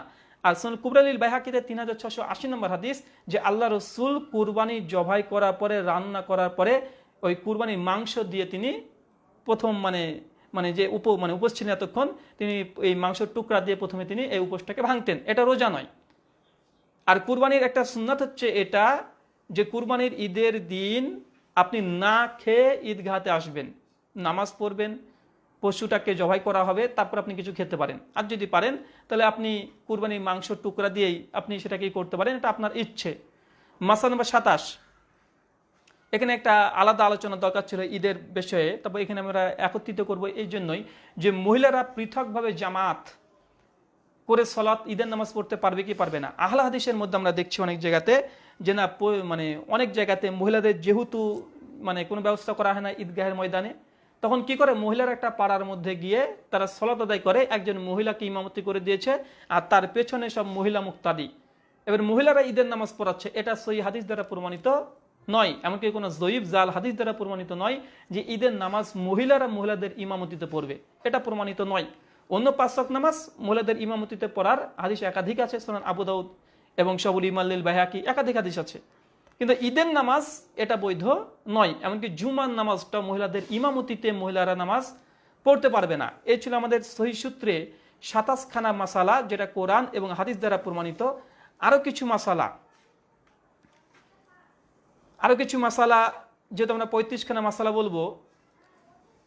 কুরবানি যখন কিনছেন সেই সময়তে কুরবানির পশুকে, আলী রাদিয়াল্লাহু তাআলা তিনি বলেছেন, যখন কুরবানি তোমরা পশু কিনতে যাবে, ক্রয় করতে যাবে, সেই সময়তে প্রত্যেকটা কুরবানির চোখ, কান এবং কোনো সমস্যা আছে কি এটা দেখতে হবে। এটা যদি অনীহা করে না দেখেন, যদি আপনি কুরবানি নিয়ে চলে আসছেন, দেখছেন খারাপ কুরবানি বা তার কোনো সমস্যা আছে, এমন যদি গাফিলতি করেন তো বাকিটা আল্লাহু আলম, আল্লাহ কুরবানি কবুল করবে কি করবে না। তবে আলী রাদিয়াল্লাহু তাআলা জোরপূর্বক বলেছে কুরবানির পশুকে অবশ্যই যেন তোমরা দেখে কিনো। সুনান নাসাই হাদিস নাম্বার 4381, সুনান তিরমিজি 1503 নম্বর হাদিস। মাসলা নাম্বার 29, যে কুরবানি আমরা যখন দিই, যে জবাই করে, দেখা যায় মাথাটাকে তাকে দিয়ে দিই, বা টেংরিগুলোকে সেই ব্যক্তিকে দিয়ে দিই, বা মনে করে যে পশু জবাই করেছে তার এটা হক বা অধিকার, সম্পূর্ণ ভিত্তিহীন মন গড়া কথা। সহিহ বুখারীর 1770 নম্বর হাদিস স্পষ্ট আছে যে কুরবানির পশুর কোনো জিনিস দিয়ে যেন কোনো মজুরি দেওয়া না হয়, এটা জায়েজ নয়। কুরবানির পশু আপনার কেউ যদি জবাই করে দেয়, তো সেক্ষেত্রে সেই যে জবাই করবে তার সঙ্গে আগে কন্ট্যাক্ট করে নেবেন যে ভাই কত টাকা দিতে হবে, কত টাকা দিবেন। কুরবানির ওই পশুর থেকে কিছু দিতে পারবেন না ওকে যদি পরে হাদিয়া স্বরূপ এমনি দিতে চান দিতে পারেন, কিন্তু মজুরি হিসাবে নয়। কথা বুঝতে পারলেন? কুরবানির পশু থেকে তাকে একটা অংশ, মানুষকে, প্রতিবেশীকে, বন্ধুকে যেমন একটা অধিকার আছে তা দিতে পারেন, কিন্তু হাদিয়া স্বরূপ আপনি মাথা দিয়ে দিলেন এমনটা নয়, বরং তাকে সঙ্গে শর্ত করে নেবেন যে আপনি এমনি ফ্রিতে করে দিবেন না কিছু টাকা নেবেন, যে টাকার সঙ্গে কন্ট্যাক্ট করে টাকা দিবেন, কিন্তু এখান থেকে কোনো কিছু মজুরি হিসাবে দেওয়া যাবে না, না ঠ্যাং দেওয়া যাবে না, মাথা দেওয়া যাবে, কিছুই দেওয়া যাবে না। হাদিয়া স্বরূপ দিতে পারেন, এবং সেই ব্যক্তি যদি মিসকিন হয় তো অবশ্যই তাকে দিতে পারেন। কিন্তু পরিশ্রমের বদলে কিছু দিতে পারবেন না। মাসালা নম্বর 30, ঈদের ময়দানে মানে কুরবানি কখন করবেন, সময়টা কখন? কেউ দেখা যাচ্ছে ঈদের নামাজ না পড়েই, এখন ঈদের নামাজ পড়েইনি, কিন্তু আগে মানুষ ঈদের নামাজ পড়তে গেছে, ও পশু জবাই করে মানে মাংস বন্টন করে দিয়েছে। এটা স্পষ্ট সহিহ বুখারীর 5545 নম্বর হাদিস। আল্লাহ রাসূল বলেছেন, যারা ঈদের নামাজের পূর্বে কুরবানি করে এই কুরবানিটা বৈধ নয়। সহিহ বুখারী স্পষ্ট হাদিস, এবং এমনটা করলে সে আমার সুন্নাতের অন্তর্ভুক্ত না, তার অ্যাকচুয়াল তার কুরবানি কবুল হবে না। যদি ঈদের নামাজ না পড়ে বা কোনো জায়গায় পড়া হয়নি, এমন হতে পারে না যে আমাদের এখানে 8টার দিকে টাইম করা হয়েছে, আমরা 8টার দিকে টাইম করেছি, আরেক জায়গায় করেছে 10টা, এখন আমরা 8টার দিকে নামাজ পড়ে চলে এসেছি, করে ফেলতে পারি, আমাদের নামাজ হয়ে গেছে, আমরা করে ফেলতে পারি, কিন্তু অন্য জায়গায় 10টা করেছে বলে যে আমরা করবো না এমনটা নয়। মানে কোনো এক জায়গায় ঈদের জামাত যদি সে এলাকার হয়ে যায়, যদি শরিক হয়, এসে সে তখন কুরবানি করতে পারে। কিন্তু আগে ভাগে ফজরে উঠে নামাজ টামাজ পড়ে, ফজর নামাজ পড়ে যে কুরবানি জবাই করে মাংস খেয়ে যাচ্ছে, যেটা জায়েজ নয়, এটা সবার ঐক্যমত এটা জায়েজ নয়। তবে হানাফিদের এখানে একটু ইখতিলাফ আছে। হানাফিরা বলেছে বৃষ্টি হচ্ছে, ঈদের নামাজ পড়তে পারেনি, সেক্ষেত্রে ঈদের নামাজ না পড়লেও তারা জবাই করে ফেলবে। এটা পরে আমরা আলোচনা করব, তাদের মাসলা যখন আলোচনা করব। মাসলা নাম্বার 32, গরু দিয়ে কুরবানি করা যাবে কি যাবে না? গরু দিয়ে কুরবানি করা যাবে কি যাবে না, অনেকে এখানে দ্বিমত করেন, এবং এখানে বিশেষ করে অনেক নাস্তিক এবং অনেক হিন্দু আছে, তারা বলে যে মুহাম্মদ সাল্লাল্লাহু আলাইহি ওয়াসাল্লাম কোনোদিন গরু মাংস খায়নি, গরু দিয়ে কোনো কুরবানি দেয়নি, প্রমাণিত নয়। সহিহ বুখারী 5559 নম্বর হাদিস, আল্লাহ রাসূল মুহাম্মদ সাল্লাল্লাহু আলাইহি ওয়াসাল্লাম নিজের স্ত্রীদের জন্য গরু কুরবানি করেছেন। তাই গরু কুরবানি দেওয়া সম্পূর্ণ শরীয়ত মানে সিদ্ধ, এটা অবশ্যই জায়েজ। 34 নম্বর মাসালা, পশুকে যখন জবাহ করবেন সেই সময় কিবলার দিকে মুখ করা শর্ত, মানে করতে হবে। যদি জবাই না করেন, ইবনু ওমর থেকে সুনানুল কুবরা লিল বাইহাকিতে হাদিস বর্ণনা আছে, যে ব্যক্তি মানে পশুকে কুরবানির দিকে মুখ করতেন না, কিবলার দিকে মুখ করতেন না, সেই মাংস তিনি খেতেন না, হারাম মনে করতেন। এটা ইবনু ওমরের আমল, মানে তিনি এটা মনে করতেন, তিনি খেতেন না। মুসন্নাফ ইবনে আবি শাইবা হাদিস নাম্বার 8585 সহিহ সূত্রে প্রমাণিত। 35 নম্বর মাসালা, পশু জবাই করার সময় ব্যক্তির নাম, মানে প্রথমে তো বিসমিল্লাহ আল্লাহু আকবার বললেন, তবে যার তরফ থেকে দিবেন তার নাম ধরা কি জায়েজ? যেটা সম্পূর্ণ জায়েজ। যখন আপনি পশু জবাই করছেন বিসমিল্লাহ আল্লাহু আকবার এটা বলে জবাই করা হয়ে গেল। এখন কার তরফ থেকে, কার পরিবারের পক্ষ থেকে, আপনি নিজে জবাই করছেন না, অন্য কেউ করছে, সেই সময় অন্য ব্যক্তি আপনার নাম ধরে নেওয়াটা এটা সম্পূর্ণ বৈধ। এর প্রতি ধরে রাখেন যে ইজমা, ঐক্যমত আছে, এখানে কেউ দ্বিধাদ্বন্দ্ব বা কোনো সন্দেহ সংশয় নাই। কিন্তু একটা কথা মনে রাখবেন যে আমার নামে আর আমার পক্ষ থেকে এর মধ্যে কিন্তু পার্থক্য আছে। কুরবানি আমের নামে না, কুরবানি হচ্ছে আল্লাহর নামে। বিসমি মানে কি? আল্লাহর নামে। তো কুরবানি হয় আল্লাহর নামে। কার পক্ষ থেকে? আল্লাহ আমার পক্ষ থেকে এবং আমার পরিবারের পক্ষ থেকে।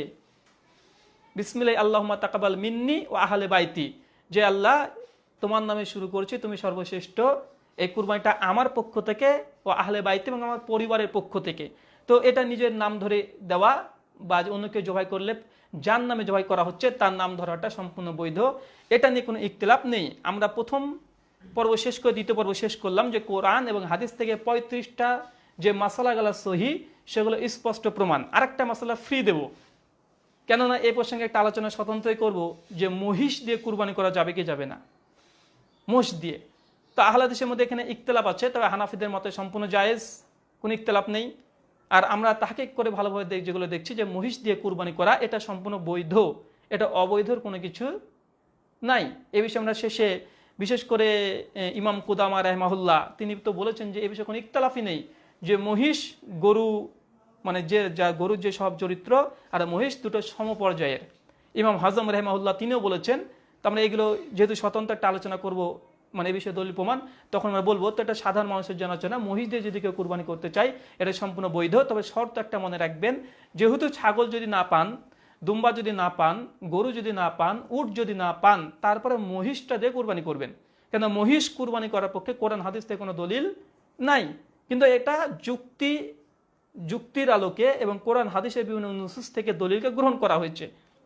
তার জন্য ওই মহিষ কুরবানিটাকে বৈধ। এবং হাসান বাসরি রাহিমাহুল্লাহ একটা কল আছে মহিষের ব্যাপারে, তার জন্য এটা বৈধ, তার ফতোয়া, এটার দ্বারা সুন্নাত নয়, বরং ওই পশুগুলো দ্বারাই কটা সর্বোত্তম। যদি না পান, যেন উত্তরপ্রদেশে গরু জবাই করা নিষিদ্ধ, ভারতবর্ষের 17টা রাজ্য আছে যেখানে গরু নিষিদ্ধ, দেশে সেখানে ছাগল নাই, আর উট তো তার রাজস্থান থেকে নিয়ে আসতে পারছে না, সেই সব জায়গার জন্য গরু কোরবানিটা মোষ কোরবানিটা এটা বৈধ।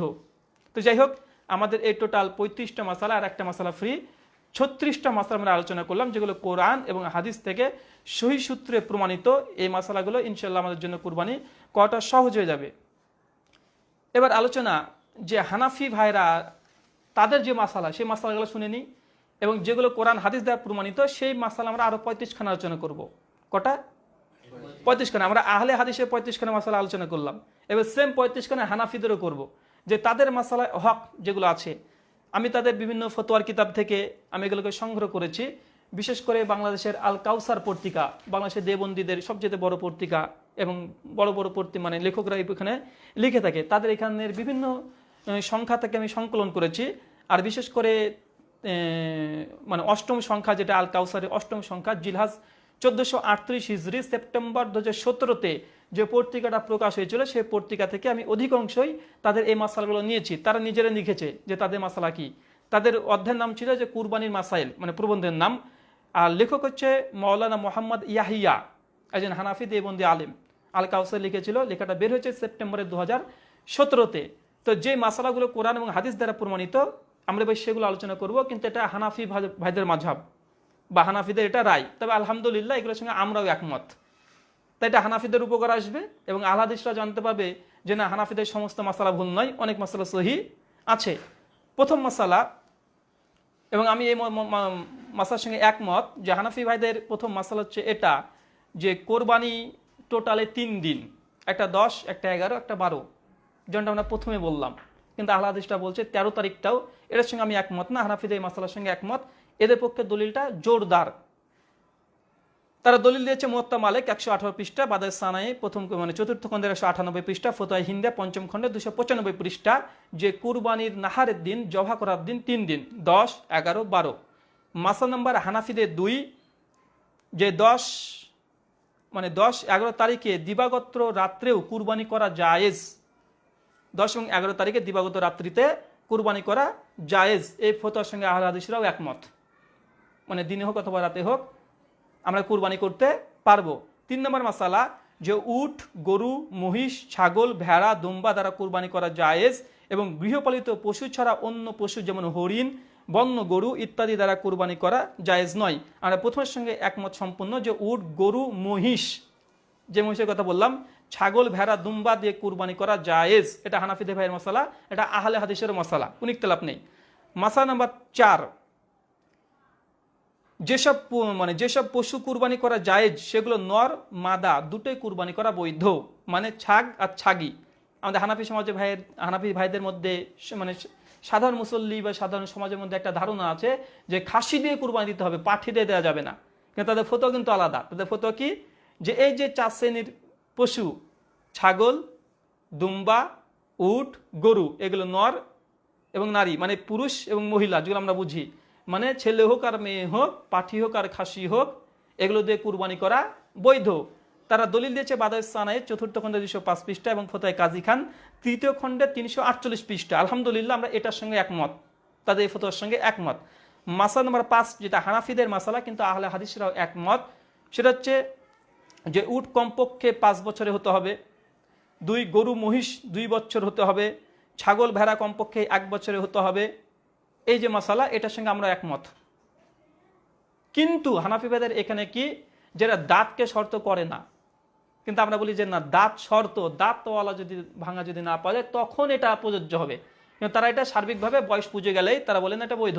কিন্তু আমাদের ফতোয়া কি না, দাঁত ওঠার পরে, এটা দাঁত যদি না খুঁজে পাই তখনকার, যেটা পূর্বে আমরা আলোচনা করেছি। মাসালা নম্বর 6, হানাফি ভাইদের যে উট, গরু, মহিষ 7 ভাগে এবং 7-এর কম যে কোনো সংখ্যায়, যেমন 2, 3, 4 ও 5 ভাগে কুরবানি করা জায়েজ। এটা হানাফি ভাইদের মাসালা। এটার সঙ্গে আমরাও একমত, যে হ্যাঁ, উটের ভাগা 2, 3, 4, 7 এবং তার কমে যদি হয় সেটা ভাগ করাটাও বৈধ।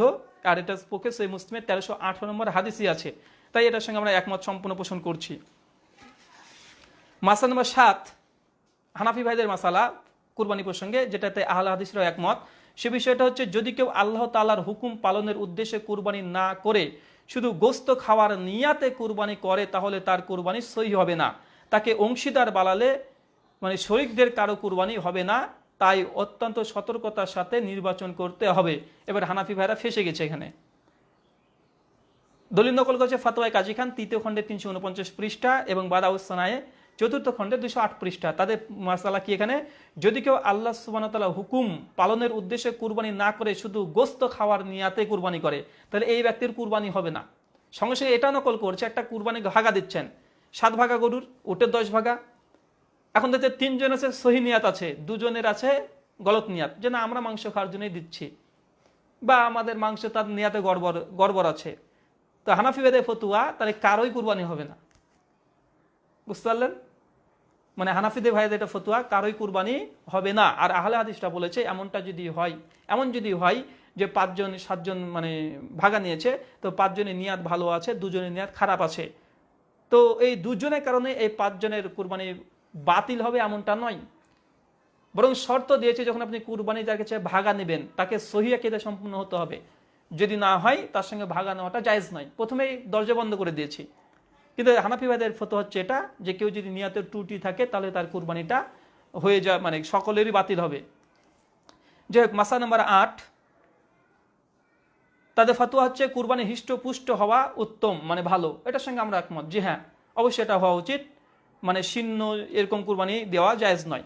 মাসলা নাম্বার 9, 10, যে এমন শুকনো দুর্বল পশু যা জবাইয়ের স্থান পর্যন্ত হেঁটে যেতে পারে না, তার দ্বারা কুরবানি করা জায়েজ নয়।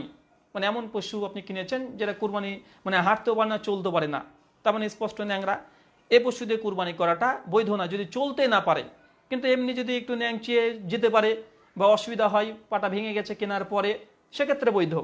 মাসলা নাম্বার 11, হানাফি ভাইদের, যে পশুর শিং একবারে গোড়া থেকে ভেঙে গেছে, যার কারণে মস্তিষ্ক ক্ষতিগ্রস্ত হয়েছে, সে পশুর কুরবানি করা জায়েজ নয়। এটার সঙ্গে আমরা আলহামদুলিল্লাহ একমত। যে পশুর মানে শিং একদম ভেঙে গেছে এবং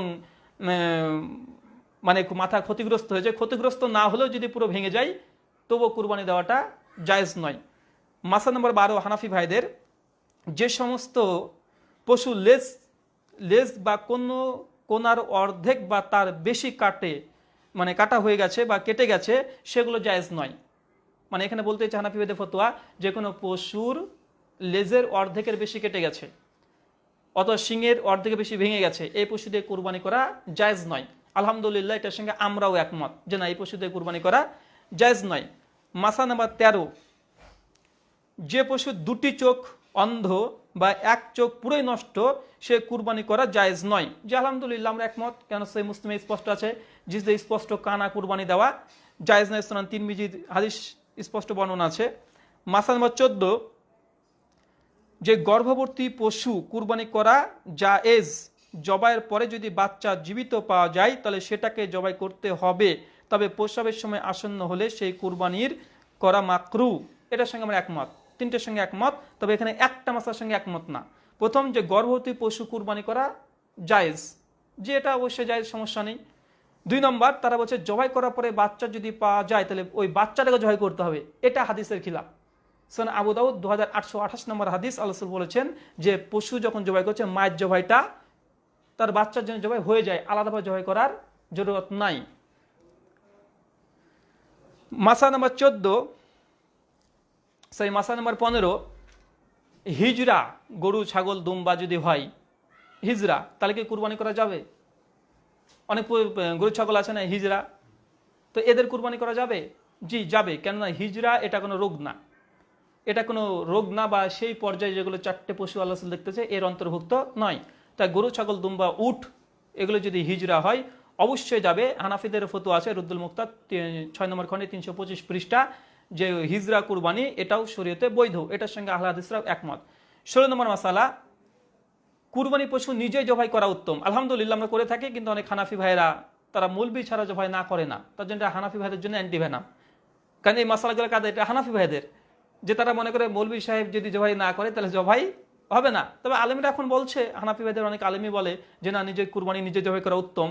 তবে আমাদের সাধারণ মানুষ মনে করে না, নিজের কুরবানি নিজে জবাই না করে যদি পীর সাহেব হুজুরকে দিয়ে করি তাহলে অনেক বরকত হবে, এমনটা নয়। নিজের কুরবানি নিজে করাটাই বৈধ। হানাফিদের ফতোয়া স্পষ্ট আছে, ফতোয়া আলমগীরি ৫ম খণ্ডের ৩০০ পৃষ্ঠা, আর জাফর আহমদ থানবীর এলাউস সুনান ১৭ খণ্ডের ২৭১ পৃষ্ঠা। মাসালা নম্বর ১৭, যেগুলো হানাফিদের মাসালা, কিন্তু আহলে হাদিসরাও একমত যে কুরবানির গোস্ত ৩ দিনের অধিক জমিয়ে রাখা এবং খাওয়াটা জায়েজ। কুরবানির মাংস 3 দিন তার অধিক যদি কেউ জমিয়ে রাখে, খাই 1 মাস 2 মাস 3 মাস, আপনি যতদিন ইচ্ছা ততদিন পর্যন্ত জমিয়ে রাখতে পারেন এবং খেতে পারেন, কোনো সমস্যা নেই। এটা সম্পূর্ণরূপে জায়েজ। কেননা আল্লাহ রাসূলের জামানাতে প্রথম যুগে 3 দিনের অধিক জমাকৃত মাংসকে আল্লাহ রাসূল নিষেধ করেছিলেন। পরবর্তী সময়তে মানসুখ করা হয়েছে যে না, এরপর তোমরা 3 দিনের বেশি তোমরা রাখতে পারো, খেতে পারো, জমা রাখতেও পারো। মাসালা নম্বর 18, যে কুরবানির গোস্ত বন্টন প্রসঙ্গে, যে কুরবানির গোস্তের 1/3 গরিব মিসকিনকে এবং 1/3 আত্মীয় স্বজনকে এবং প্রতিবেশীকে দেওয়া উত্তম। অবশ্যই পুরো গোস্ত যদি নিজে রেখে দেয় তাতেও কোনো অসুবিধা নেই। তো এখানে প্রথম দুটো পয়েন্ট, যে কুরবানির গোস্তর যে ভাগ করা, নিজের জন্য একটা অংশ, প্রতিবেশীর জন্য একটা অংশ, আর ফকির মিসকিনদের জন্য একটা অংশ, এই মাসালার সঙ্গে একমত। তবে আমাদের প্রচলিত সমাজে, হানাফি সমাজে যেটা আছে, যে আমরা একটা ভাগ তো প্রথমে আমরা নিয়ে নিচ্ছি নিজের জন্য, একটা ভাগ আমরা সমাজে দিচ্ছি, একটা ভাগ সমাজে দিচ্ছি, আর একটা ভাগ থাকে এটা পাড়ার আশেপাশে প্রতিবেশীকে বন্টন করছি। এই বন্টনের সিস্টেমটা হানাফিদের এটা সঠিক নয়। কেন, এখানে ফকির মিসকিনের ভাগটা কিন্তু ফকির মিসকিন পাচ্ছে না। কেন?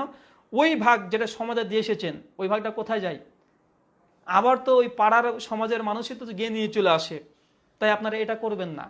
যদি সমাজে যদি মাংস দিয়ে দেন, তো সমাজের দায়িত্বটা ফকির মিসকিনের বাড়িতে গিয়ে পৌঁছিয়ে দেওয়া।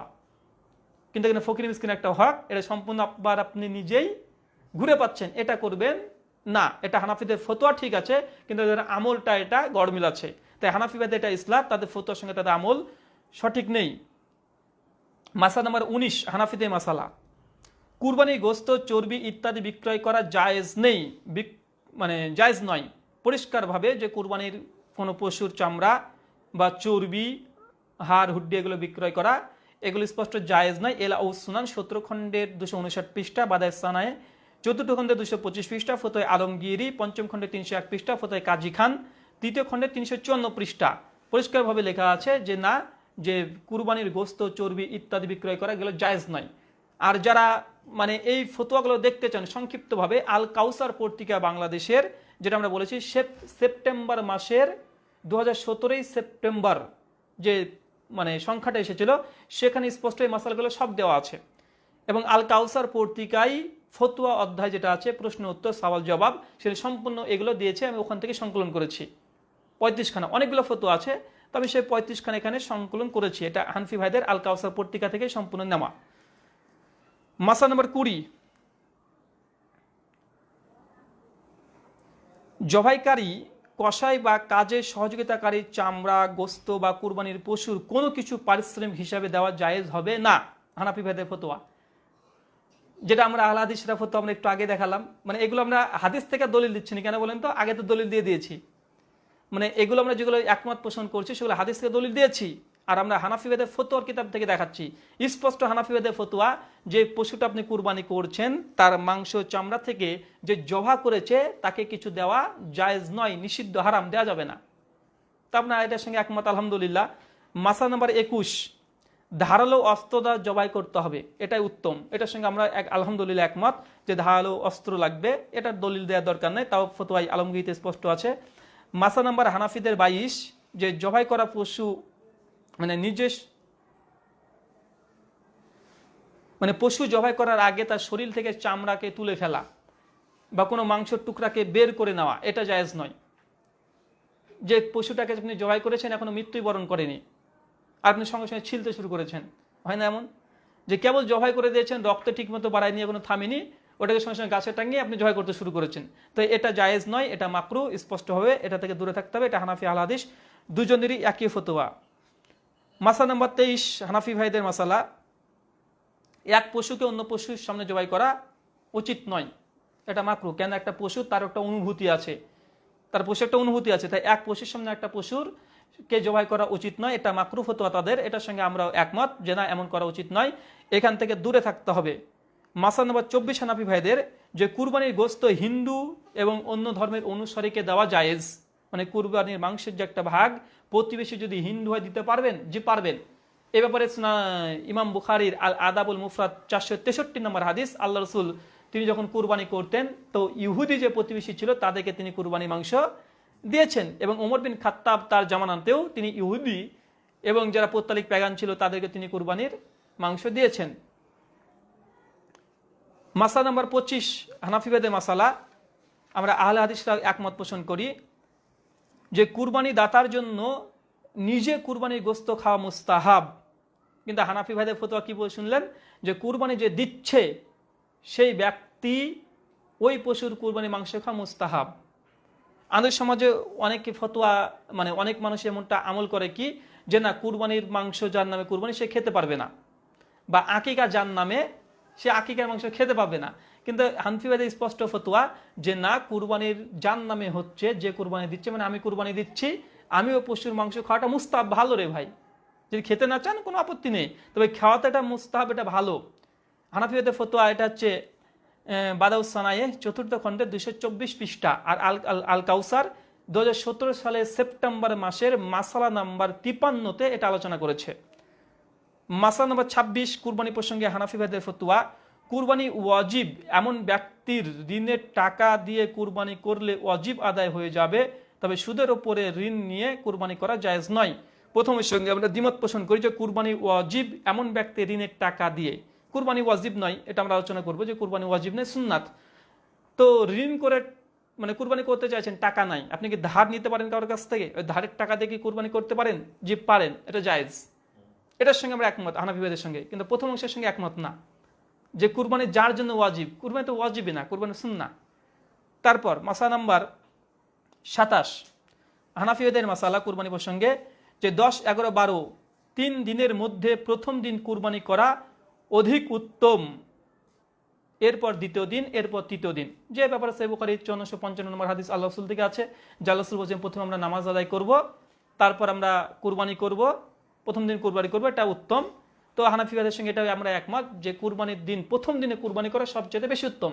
তারপরে দ্বিতীয় দিনে করতে পারে, তৃতীয় দিনে করতে পারে, এগুলো জায়েজ। তবে উত্তম কোন দিন? প্রথম দিন।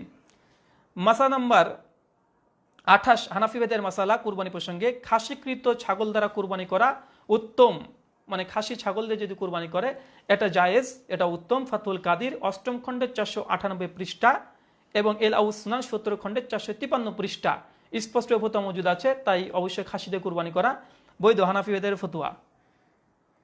জীবিত ব্যক্তির নামে কুরবানি না, সরি, এখানে আরেকটা মাসালা যেটা আছে 29 নম্বর মাসালা হানাফি ভাইদের, যে বিদেশে অবস্থানকারী যারা বিদেশে আছে, যারা ধরেন সৌদি, কুয়েত, কাতার, বাহরাইন যারা আছে, তারা যদি কুরবানি করতে চায় তারা নিজের ওই স্থানেও করতে পারে, অথবা টাকা পাঠিয়ে দিলেও বাড়িতে তারা করতে পারে। এটা হানাফি ভাইদের ফতোয়া, এটা আমাদের ফতোয়া, এটার সঙ্গে একমত দুজনই। মাসালা নাম্বার 30 কুরবানি দাতা এক স্থানে আর কুরবানির পশু ভিন্ন স্থানে থাকলে কুরবানি দাতা ঈদের নামাজ পড়ে বা না পড়া ধার্তব্য নয়, বরং পশু যে এলাকায় আছে ওই এলাকায় ঈদের জামাত হয়ে গেলে পশু জবাই করা যাবে। এটাও ঠিক আছে, এটার সঙ্গে আমরা একমত। এই ফতোয়া তার আছে ফতোয়া হিন্দিয়া 5ম খণ্ডে 301 পৃষ্ঠা। মাসালা নাম্বার 32 হানাফি ভাইদের মাসালা, আমরা একমত যে ঈদুল আজহার দিন সর্বপ্রথম নিজে কুরবানির গোস্ত দিয়ে খানা শুরু করা সুন্নাত। এই পক্ষে আমরা হাদিস দিয়েছি, ওরা মাসালা দিচ্ছে, তাই এটা সহি। সকাল থেকে কিছু না খেয়ে প্রথমে কুরবানির গোস্ত খাওয়াই সুন্নাত, আর এই সুন্নাত শুধু 10 জিলহজের জন্য 11-12 তারিখকে গোস্ত দিয়ে খানা শুরু করা সুন্নাত নয়। তো আমরা প্রথমের সঙ্গে একদম স্পষ্ট যে কুরবানির মাংস দিয়েই মাংস খাওয়াটা একটা সুন্নাত, এবং নিজের কুরবানি নিজে করাটাই সুন্নাত, এটার সঙ্গে আমরা একমত। হানাফি ভাইদের মাসালা গেল 33 নম্বর মাসালা হানাফি ভাইদের কুরবানি প্রসঙ্গে, কুরবানি পশুর কোনো কিছু পারিশ্রমিক হিসেবে দেওয়া জায়েজ নয়, যেটা আগেও বলেছি। গোস্তেই পারিশ্রমিক হিসেবে কাজের লোককে দেওয়া যাবে না, অবশ্যই এ সময় ঘরের অন্যান্য সদস্যদের মতো কাজের লোকদেরকে গোস্ত খাওয়ানো যাবে, মানে কাজের লোককে গোস্ত খাওয়ানো যাবে, কিন্তু পারিশ্রমিক হিসেবে কিছু দেওয়া যাবে না। তাদের এটা ফতোয়াটা আছে বাদাউসানায়ে 4th খণ্ড 224 পৃষ্ঠা, বাহারুর রায়েক 8ম খণ্ডের 326 পৃষ্ঠা স্পষ্ট হয়ে। তার মানে আমরা বুঝতে পারলাম যেসব মাসালাতে হানাফিদের মাসালা আছে কিন্তু এগুলোর সঙ্গে আমরা একমত, কিন্তু অধিকাংশ মাসালাই হানাফি সমাজে যারা আছে তারা কিন্তু বিভ্রান্তি মতো আমল করে, মানে আলোচনা ঠিক আছে তাদের ফতোয়া, কিন্তু আমল তাদের ভুল আছে, মানে তাদের সমাজের কাছে এই সহি মাসলাগুলো তারা পৌঁছাতে পারেনি, এইসব ওলেমা যারা আছে, সাধারণ হুজুরগুলো যেগুলো আছে। মাসালা 34, কুরবানি পশু জবাই করে পারিশ্রমিক দেওয়া নেওয়া জায়েজ, তবে কুরবানি পশুর কোনো কিছু পারিশ্রমিক হিসাবে দেওয়া যাবে না। কেফায়েতুল মুফতি 8ম খণ্ডের 265 পৃষ্ঠা, মানে স্পষ্ট যে কুরবানিকে যদি জবাই করে দেয় তাকে পারিশ্রমিক দেওয়া জায়েজ, তবে কুরবানির পশু থেকে যেন কোনো কিছু না দেয়, অন্য কোনো জায়গা থেকে দেবে। তো এটার সঙ্গে আমরা একমত। মাসালা নাম্বার 35 এবং শেষ মাসালা, যেটা আমরা বলেছিলাম যে 35টা মাসালা আলোচনা করবো, যেগুলো হানাফি ভাইদের ফতোয়া, কিন্তু আমরা আহলে হাদিসটাও আমরা এর সঙ্গে একমত। সে মাসালা হচ্ছে এটা যে কোনো কোনো এলাকায় দরিদ্রতার মাঝে মোরগ কুরবানি করা প্রচলন আছে, মানে মোরগ মুরগি কুরবানি করা প্রচলিত আছে, এটা না জায়েজ। কুরবানির দিনে মোরগ জবাই করা নিষিদ্ধ নয়, তবে কুরবানির নিয়াতে করা যাবে না। তার মানে বোঝা গেল স্পষ্ট, তিনটের সঙ্গে আমরা একমত যে মোরগ কুরবানি করা এটা জায়েজ নয়, এটা উম্মতের ইজমা দ্বারা প্রমাণিত, মোরগ দিয়ে কুরবানি করা যাবে না। 2 নম্বর, কুরবানির দিনে মুরগি যে জবাই করা যাবে না বা অন্য পশু জবাই করা যাবে না, এ কথা সঠিক নয়, বরং জবাই করতে পারেন, যে কোনো দিন আপনি জবাই করে খেতে পারেন হালাল পশু। কিন্তু হানাফি ভাইদের মধ্যে সমাজে ফিতনাটা আছে যে না, কুরবানির চাঁদ উঠে গেছে, এখন কোনো পশু জবাই করা যাবে না, কোনো মাংস খাওয়া যাবে না। কমপক্ষে 20টা আমার ফোন এসেছে এ প্রসঙ্গে যে ভাই এখন তো চাঁদ উঠে গেল, আমরা কি মুরগি মাংস খেতে পারবো, আমরা কি পশু জবাই করতে পারবো, এদের মতো মানে অনেকে জানতে চাই। তো যাই হোক, আমরা 35, 70টা মাসালা আলোচনা আমাদের হয়ে গেল দুটো পর্যায়ের। এক, আহলে হাদিসের সহি সূত্রে কুরবানির মাসাইল, আর 2, হানাফি ভাইদের 35টা মাসালা যেগুলো কোরআন এবং হাদিস দ্বারা প্রমাণিত, সেইগুলো আমরা স্পষ্টভাবে এখানে প্রমাণ করলাম। এবার আলোচনা হবে হানাফি ভাইদের কোরআন হাদিস বহির্ভূত ফতোয়া, যেগুলো সহি সূত্রে প্রমাণিত নয়, কিন্তু হানাফি ভাইদের এই ফতোয়াগুলো আছে। আমি এমন ফতোয়া মাত্র 13-15টা দেবো কুরবানি প্রসঙ্গে, শুধু 15টা ফতোয়া যে কোরআন হাদিস থেকে প্রমাণিত নয়, তাদের ইজতিহাদে ভুল, তার জন্য 15টা মাত্র আমরা এখানে নকল করব। প্রথম হচ্ছে, এটা জানার জন্য প্রথম একটা পয়েন্ট জেনে রাখবেন যে কুরবানি এটা ওয়াজিব নয়, এটা কি সুন্নাত। এর পক্ষে দলিল কি? প্রথম দলিল আমরা 4 ইমামের মধ্যে ইমাম মালিক রাহিমাহুল্লাহ, তিনি কুরবানিকে তিনি সুন্নাত মনে করতেন। ইমাম মালিকের মুয়াত্তা মালিক 1073 নম্বর হাদিসের আলোচনা দ্রষ্টব্য ইমাম মালিকই তিনি এটাকে সুন্নাত মনে করতেন। তিনি লিখেছেন যে কুরবানি ওয়াজিব নয়, বরং কুরবানি সুন্নাত। মুয়াত্তা মালিক হাদিস নম্বর 1073, 2য় খণ্ডের 487 পৃষ্ঠা। দলিল নম্বর 2, ইমাম শাফিঈ রাহিমাহুল্লাহ 150 হিজরিতে মৃত্যুবরণ করে, তারও ফতোয়া যে কুরবানি করা সুন্নাত। আর তিনি বলেছেন সঙ্গে সঙ্গে এটা যে আমি এটাকে বর্জন করা, সামর্থ্য থাকার পরে বর্জন করাটাকে অপছন্দ করি। কিতাবুল উলুম 1ম খণ্ডের 221 পৃষ্ঠা। আর এই ফতোয়াটাকে নকল করেছে ইমাম কুদামা আল মুগনিতে মাসআলা নাম্বার 7851, 9ম খণ্ডের 345 পৃষ্ঠা। তার মানে দুজন ইমাম থেকে আমরা স্পষ্টভাবে প্রমাণিত পেলাম, এবং ইমাম কুদামার কলটা পেলাম যে কুরবানি করা সুন্নাত। ইমাম মালিক এবং ইমাম শাফিঈ দুজনের মত। ইমাম বুখারী রাহিমাহুল্লাহ সহিহ বুখারীতে একটা অধ্যায় রচনা করেছে কুরবানি সুন্নাত প্রসঙ্গে, যে কুরবানি সুন্নাত সহিহ বুখারীতে আছে, হাদিস নাম্বার 5545 খুঁজবেন, তার অধীনে ইমাম বুখারী কুরবানি সুন্নাত একটা অধ্যায় রচনা করেছে। আমার ইমাম বুখারী তিনি কুরবানিকে সুন্নাতি মনে করতেন, যে আলহামদুলিল্লাহ আমরা কুরবানিকে সুন্নাতি বলি। এবার এর পক্ষে দলিল কি? এটা তো মুহাদ্দিসদের কল। দলিল হচ্ছে ওটা সেই মুসলিম হাদিস নাম্বার 1977, দারুস সালাম প্রকাশনী এবং মাকতাবে শামিলাতে এই হাদিস নাম্বারটা মিলে যাবে। দারুস সালামের হাদিস নাম্বার 5119, আর সেই মুসলিম মাকতাবে শামিলা যেটা দারুল ফাওয়াদের আছে হাদিস নাম্বার 1977, যে আল্লাহ রাসূল মুহাম্মদ সাল্লাল্লাহু আলাইহি সাল্লাম ফাতেমা রাদিয়াল্লাহু তাআলা আনহাকে তিনি বর্ণনা করেছেন যে রাসূল সাল্লাল্লাহু আলাইহি সাল্লাম বলেছেন, যখন তোমরা জিলহাজের চাঁদ দেখবে এবং তোমাদের মধ্যে হতে কোনো ব্যক্তি কুরবানির ইচ্ছে পোষণ করবে। এই যে ইচ্ছে পোষণ করা, কুরবানি যদি ওয়াজিব ফরজ হতো, তো তোমাদের যাদের নিসাব আছে বা কুরবানি করার যাদের সামর্থ্য হয়েছে, কিন্তু আল্লাহ বলছে কুরবানি জিলহাজ মাসের চাঁদ দেখবে এবং তোমাদের মধ্যে যারা কুরবানি করার ইচ্ছে পোষণ করবে। এই ইচ্ছে পোষণ করা মানে কি এটা ঐচ্ছিক হয়ে গেল, ইচ্ছে পোষণ করবে। আর এখান থেকে যে আমি দলিল দিচ্ছি এমনটা নয়। ইমাম হাজম রাহিমাহুল্লাহ তিনি ইচ্ছে জালাসুল বলেছেন যে তোমাদের যারা ইচ্ছে করে তারা কুরবানি করবে। এখান থেকে ইমাম হাজম আল মুহাল্লাতে তিনি মাসালা নাম্বার 973 তিনি দলিল নিয়েছেন যে ইচ্ছে কথাটা যেহেতু আছে তার জন্য এটা সুন্নাত সাব্যস্ত হচ্ছে, এটা জোরালো কিছু না, সুন্নাত। দলিল নম্বর 2, যেটা আমরা আগে বলেছি যে সাইয়্যিদুনা আবু সারিহা রাদিয়াল্লাহু তাআলা আনহু একজন সাহাবী, আর তিনি এমন সাহাবী যিনি আবু বকর আর ওমর বিন খাত্তাবের প্রতিবেশী ছিলেন। আবি সারিয়া রাদিয়াল্লাহু তাআলা আনহু তিনি বলছেন যে আমি দেখেছি আবু বকর আর ওমরকে তারা সামর্থ্য থাকার পরেও তারা মাঝে মধ্যে কুরবানি ছেড়ে দিতেন, কুরবানি করতেন না। কে? আবু বকর এবং ওমর বিন খাত্তাব রাদিয়াল্লাহু তাআলা দুইজন। দলিলটা আছে ইমাম বাইহাকির মারিফাতুস সুনান আল আসার, হাদিস নাম্বার 5633, 7 খণ্ডের 198 পৃষ্ঠা, এবং হাদিসের মান একদম হাসান। আলবানী নাসিরুদ্দিন আলবানীও হাদিসটাকে হাসান বলেছেন। হাফেজ জুবাইর আল জাই রাহিমাহুল্লাহ তিনি হাদিসটাকে হাসান বলেছেন। আর ইমাম নববী তিনি শারহুল মুহাজ্জাবে তিনি হাদিসটাকে নিয়ে এসেছেন 8ম খণ্ডের 383 পৃষ্ঠা। আর ইমাম ইবনু কাসির রাহিমাহুল্লাহ তিনি হাদিসটাকে হাসান বলেছেন তার মুসনাদে ফারিক 1ম খণ্ডে 332 পৃষ্ঠায়, যে আবু বকর ওমর বিন খাত্তাব তারা মাঝে মধ্যে কুরবানি ছেড়ে দিতেন, যেটা একটা ওয়াজিব হতো। তারা কি ছাড়তেন? তারা জি না, কখনোই ছাড়তেন না। অবশ্যই তারা আপ্রাণ চেষ্টা করতেন যে কুরবানি করবে। দলিল নম্বর 9, যে উকবা বিন আমর রাদিয়াল্লাহু তাআলা আনহু তিনি স্পষ্টভাবে তিনি তার আমল এবং তার ফতোয়া মজুদ আছে। কে? উকবা বিন আমর রাদিয়াল্লাহু তাআলা আনহু তিনি বলছেন, তার কথাটা এমনটা যে তার কথা হচ্ছে এটা যে আমি এটা ইচ্ছে করেছি যে কুরবানি বর্জন করি, আমি এটা ইচ্ছা করে কুরবানি বর্জন করি। কেন বর্জন করি? কারণটা উল্লেখ করেছে। কারণটা তিনি বলছেন এইভাবে, তিনি বলছেন যে আমি ইচ্ছে করে কুরবানি বর্জন করি, যদিও আমি তোমাদের মোকাবেলায় সম্পদের দিক থেকে সচ্ছল, এই আশঙ্কায় যে কুরবানিকে আমি পরিত্যাগকারী করি, কোনো মানুষ এটাকে ওয়াজিব বা অবধারিত এটা মনে না করে।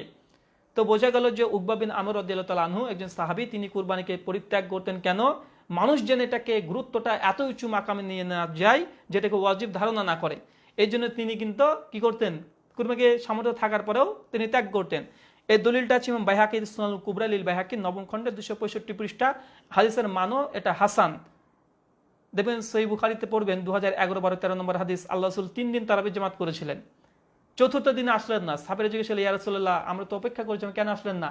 আল্লাহ রাসূল জবাব দিয়ে দিয়েছিল যে আমি আশঙ্কা করছিলাম যে এই নামাজটা তোমার জন্য ওয়াজিব না হয়ে যায় বা এটা অবধারিত না হয়ে যায়। ঠিক উকবা বিন আমর রাদিয়াল্লাহু তাআলা আনহু, আবু বকর রাদিয়াল্লাহু তাআলা আনহু, ওমর বিন খাত্তাব রাদিয়াল্লাহু তাআলা আনহু তারা এটা কন্টিনিউ করেননি। কেন? মানুষকে জানানোর চেষ্টা করছে যে কুরবানি ওয়াজিব নয়, কুরবানি ওয়াজিব নয়, বরং এটা সুন্নাত। তো এই যে আমরা 5খানা দলিল দিলাম এবং 3টে ইমামের কল দিলাম যে কুরবানি এটা ওয়াজিব নয়। তার মধ্যে ইমাম আবি ইউসুফ কাজী ইউসুফ, ইমাম আবু হানিফার ছাত্র, তিনিও আছেন যে কুরবানি ওয়াজিব নয়, কুরবানি সুন্নাত। আলহামদুলিল্লাহ হানাফি মাযহাব থেকে ফতোয়া পাওয়া গেল যে কুরবানি সুন্নাত হওয়ার পক্ষে। এবার আমরা আলোচনা করব যে হানাফিবাদের ভুল কিছু মাসালা যেটা কোরআন হাদিস থেকে সাবিত বা সহিহ সূত্রে প্রমাণিত নয়, বা তাদের মতটা দুর্বল, প্রথম তাদের মাসালা দেখেন, ভুল মাসালা 1, হানাফিতে ভুল মাসালা 1, সেটা হচ্ছে তারা প্রথম মাসালা দিয়েছে যে প্রাপ্তবয়স্ক সুস্থ মস্তিষ্ক সম্পন্ন প্রত্যেক মুসলিম নর নারী যে 10 জিলহজ ফজর থেকে 12 জিলহজ সূর্যাস্ত পর্যন্ত সময়ের মধ্যে একজন অতিরিক্ত নিসাব পরিমাণ সম্পত্তির মালিক হবে, তার ওপরে কুরবানি করা ওয়াজিব। কুরবানি করার জন্য তারা কি করেছে? একটা শর্ত দিয়েছে, যেটা নিসাব হতে হবে। যেমন জাকাতের একটা নিসাব আছে না, হজের জন্য একটা নিসাব আছে, জাকাতের একটা নিসাব আছে। তো তারা বলছে কুরবানি ওই ব্যক্তির জন্য ওয়াজিব হয় যার নিসাব অতিক্রম হয়েছে। নিসাবটা উল্লেখ করেছে, কি বলছে দেখেন। তারপরে টাকা পয়সা, সোনা রূপা, অলংকার, বসবাস এবং খোরাকির প্রয়োজন আসে না এমন জমি, প্রয়োজনের অতিরিক্ত বাড়ি, ব্যবসায়িক পণ্য, অপ্রয়োজনীয় সকল আসবাবপত্র কুরবানি নিসাবের ক্ষেত্রে গ্রহণযোগ্য বা হিসাবযোগ্য। জাকাত ফরজের জন্য যে শর্তগুলো, সব শর্তগুলো তারা লাগিয়েছে কুরবানির জন্য। কথা বুঝলেন না? কিন্তু কুরবানির জন্য যে নিসাব লাগবে এই মর্মে কোনো সহিহ সূত্রে কোনো হাদিস নাই, কোরআনের কোনো আয়াত নাই। বরং আমরা সেই মুসলিমের হাদিস পড়ে শুনলাম যে তোমাদের মধ্যে যারা ইচ্ছে পোষণ করো কুরবানি করবে। আল্লাহ রাসূল শর্ত দেননি, বলেননি আল্লাহ রাসূল যে তোমাদের যাদের নিসাব হয়েছে, যাদের সামর্থ্য হয়েছে তারা কুরবানি করবে, বরং ইচ্ছে পোষণ করা।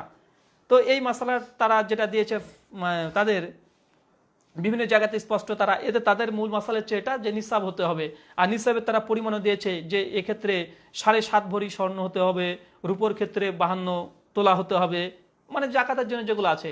তো মনে রাখবেন এটা সহিহ সূত্রে প্রমাণিত নিসাব নেই। এটা হানাফি ভাইদের একটা ভুল ফতোয়া আমাদের দৃষ্টিকোণ থেকে। কেন? এখানে হাদিস কোরআনের আয়াত কিছু নেই, এটা শুধু ইজতিহাদ তাদের। কোথা থেকে করেছে? জাকাত থেকে। জাকাত থেকে কুরবানি ইজতিহাদ হবে কিভাবে? হাদিস থেকে দলিল লাগবে যে কুরবানির জন্য আল্লাহ রাসূল বলেছে। এই মাসালা তাদের সঠিক নয়, ভুল। 2 নম্বর মাসালা, এই কুরবানির ওই অধিকাংশ মশলাগুলো নিসাবের কারণে তাদের ভুল ফতোয়া চলে এসেছে। আরেকটা 2 নম্বর মশলা, তারা বলছে যে কুরবানি নিসাব পুরো বছর থাকা জরুরি নয়, বরং কুরবানি 3 দিনের মধ্যে যে কোনো দিন থাকলেই কুরবানি ওয়াজিব হবে। যে নিসাবই শর্ত নয় ফতোয়া, তার মানে ভুল। নিসাবই তো শর্ত না কুরবানির জন্য, তাই 3 দিন হোক আর 3 দিন আগে হোক বা 1 বছর হোক, ফতোয়া এমনি ভুল।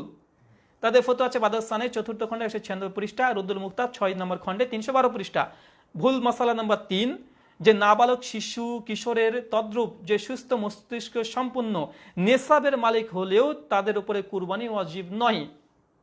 দেখেন একটা ভুল মশলার জন্য, এটা বন্ধ করো, একটা দুটো বন্ধ করে দাও। একটা ভুল, ওটা খুলে দাও। একটা ভুল মশলার জন্য তাদের অধিকাংশ মশলা কিন্তু ভুল প্রমাণিত হয়ে যাচ্ছে। দেখেন এইটা মশলাটা, যে তারা বলছে যে শিশু কিশোর মানে মস্তিষ্ক সুস্থ মস্তিষ্ক সম্পূর্ণ নেশাবের মালিক হওয়া, এখানে কোনো শর্ত নেই রে ভাই। কেন ওদের শর্ত যে প্রথমে লাগিয়েছে, তার জন্য যতগুলো নেশাব এসছে সবগুলো ভুল আসবে কি হবে না? অবশ্যই ভুল হবে। তার জন্য এই মশলাটা তাদের ভুল। যেখানে শিশু হোক আর মস্তিষ্ক খারাপ হোক, যাই হোক না কেন, বাপ যদি কুরবানি দিয়ে দেয়, সুনান তিরমিজি 1505 নম্বর হাদিস, গোটা পরিবারের পক্ষ থেকে হয়ে যাবে। ছেলে পাগল হলেও তার পক্ষ থেকে আল্লাহ কবুল করে নেবে ইনশাল্লাহ। যদিও পাগল উপরে শরীয়ত বাড়তায় না, তারপর তার জন্য ইনশাল্লাহ সে সবের অধিকারী হয়ে যাবে। মাসা নাম্বার 6, নাবালকের পক্ষ থেকে কুরবানি দেওয়া অভিভাবকের উপরে ওয়াজিব নয়, বরং মুস্তাহাব। ওই যে হানাফি ভেদে ফতোয়া আছে যে বাপের জন্য একটা কুরবানি দিতে হবে, মায়ের জন্য একটা কুরবানি, ছেলের জন্য একটা কুরবানি, আলাদা আলাদা। এটা ভুল কেন? ওই যে সুনান তিরমিজি 1505 নম্বর হাদিস, বাপ যদি কুরবানি দেয় তার পরিবারের যে পরিবার যারা আছে সবার পক্ষ থেকে হয়ে যায়। একটা কুরবানি, একটা পশু একটা পরিবারের জন্য যথেষ্ট। তার জন্য এই মশলা তাদের ভুল। 7 নম্বর, এবং তারা এখানে কিন্তু কোনো হাদিস পেশ করতে পারেনি, শুধু ফতোয়ার কিতাবের নাম দিয়েছে। অন্য মশলাতে তারা হাদিস পেশ করেছে যে ছেলের জন্য আলাদা কুরবানি, মেয়ের জন্য আলাদা কুরবানি, বাপের জন্য আলাদা কুরবানি। এই পক্ষে কোনো হাদিস পেশ করতে পারেনি, তারা শুধু ফতোয়া রুদ্দুল মুক্তার 6 নম্বর খণ্ডে 315। অন্য ক্ষেত্রে তারা বুখারী মুসলিম থেকে দলিল পেশ করেছে, কিন্তু এই মাসলাতে দলিল তারা পেশ করতে পারেনি। কেন? দলিল নাই, এই জন্যই। মাসলা নাম্বার 7, 6 নম্বর মাসালা এবং ভুল মাসালা, দরিদ্রদের উপরে কুরবানি করা ওয়াজিব নয়। আবার সে একই ফতোয়া, দরিদ্রতার উপরে কুরবানি করা ফরজ নয়, কিন্তু সে যদি কুরবানির নিয়াতে কোনো পশু কিনে তাহলে তা কুরবানি করা ওয়াজিব হয়ে যায়। তো প্রথমটা যখন ভুল, দ্বিতীয়টা এমনি ভুল। তবে এইখানে এটা সঠিক যে কেউ যদি কোনো পশু কুরবানি করবো বলে নিয়াত করে, কোনো পশু গরিব হোক বড় লোক হোক যেই হোক না কেন, তাকে অবশ্যই কুরবানিটা দিতে হবে। মাসলা নাম্বার 7, হানাফি ভাইদের, কেউ যদি কুরবানির দিনগুলোতে ওয়াজিব কুরবানি দিতে না পারে তাহলে কুরবানির পশু ক্রয় না করে থাকলে তার উপরে কুরবানি উপযুক্ত একটি ছাগল মূল্য সাদকা করা ওয়াজিব। আর যদি সে পশু ক্রয় করেছিল কিন্তু কোনো কারণে কুরবানি দেওয়া হয়নি, তাহলে ওই পশু জীবিত সাদকা করে দিতে হবে। তাদের যদি কেউ কুরবানির দিনগুলোতে ওয়াজিব কুরবানি দিতে না পারে তাহলে কুরবানি পশু ক্রয় না করে তাহলে তার উপরে কুরবানি উপযুক্ত একটি ছাগল সাদকা করে দিতে হবে। এখানে তাদের মাসালাটা আমি কিছুটা অংশ সঠিক আছে, যে কেউ যদি কুরবানি নিয়াত করে কিন্তু দিতে পারেনি, সে পশুটাকে কি করবে? তাদের দাবি হচ্ছে এটাকে পুরোটাই সাদকা করে দিতে হবে, কুরবানির দিন পার হয়ে গেছে। তো এখানে উলামাদের মধ্যে আলাদা মধ্যে ইখতিলাফ হয়েছে, কেউ যদি এই 3 দিনের মধ্যে কুরবানি দিতে না পারে তাহলে সে এবছর কুরবানি দিবে না, কেননা কুরবানি তো ওয়াজিব নয়। আর ওয়াজিব নয় তার মানে এই বছরে তাকে কমপ্লিট করতে হবে এমনটা নয়, সামনে বছর ইনশাল্লাহ সে নিয়াত করবে যে এবছর দিতে পারেনি, সামনে বছর ইনশাল্লাহ কুরবানিটা দিয়ে দিবে। সামনে বছরের জন্য একটা কুরবানি, এবছর একটা কুরবানি, টোটাল 2টো কুরবানি দিতে পারে। আরেকটা মাসলা নাম্বার 8, যে একটা ছাগল ভেড়া দুম্বা দ্বারা শুধু একজনই কুরবানি দিতে পারবে, এই মশলা ভুল। যে একটা পশু একজনই দিতে পারবে, একটা কুরবানি বা একটা পশু সবার জন্য নয়।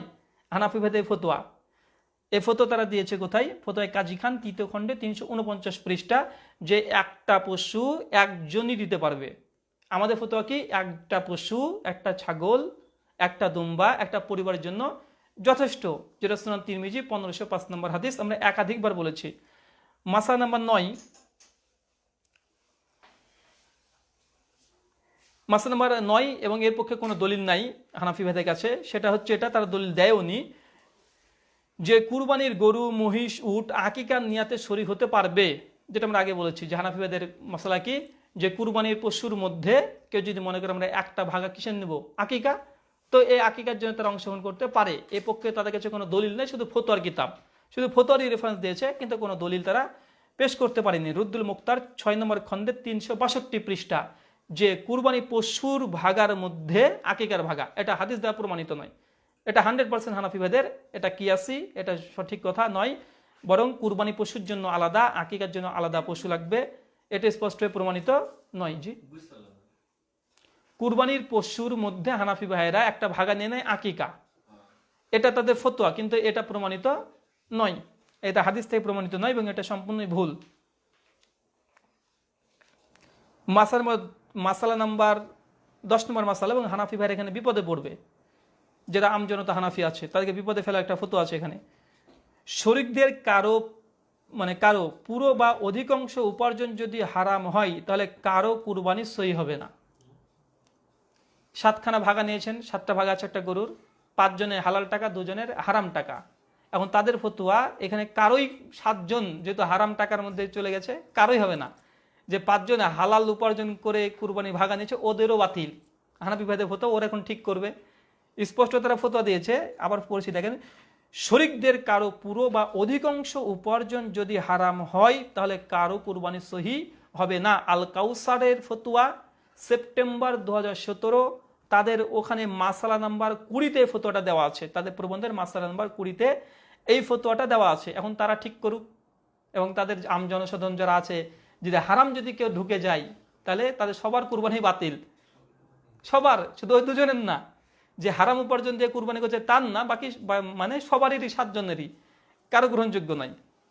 মাসলা নাম্বার 10, কুরবানির নিয়াতে ভালো পশু কেনার পর যদি তাতে এমন কোনো দোষ দেখা যায় যে কারণে কুরবানি জায়েজ হয় না, তাহলে ওই পশুর কুরবানি সহি হবে না।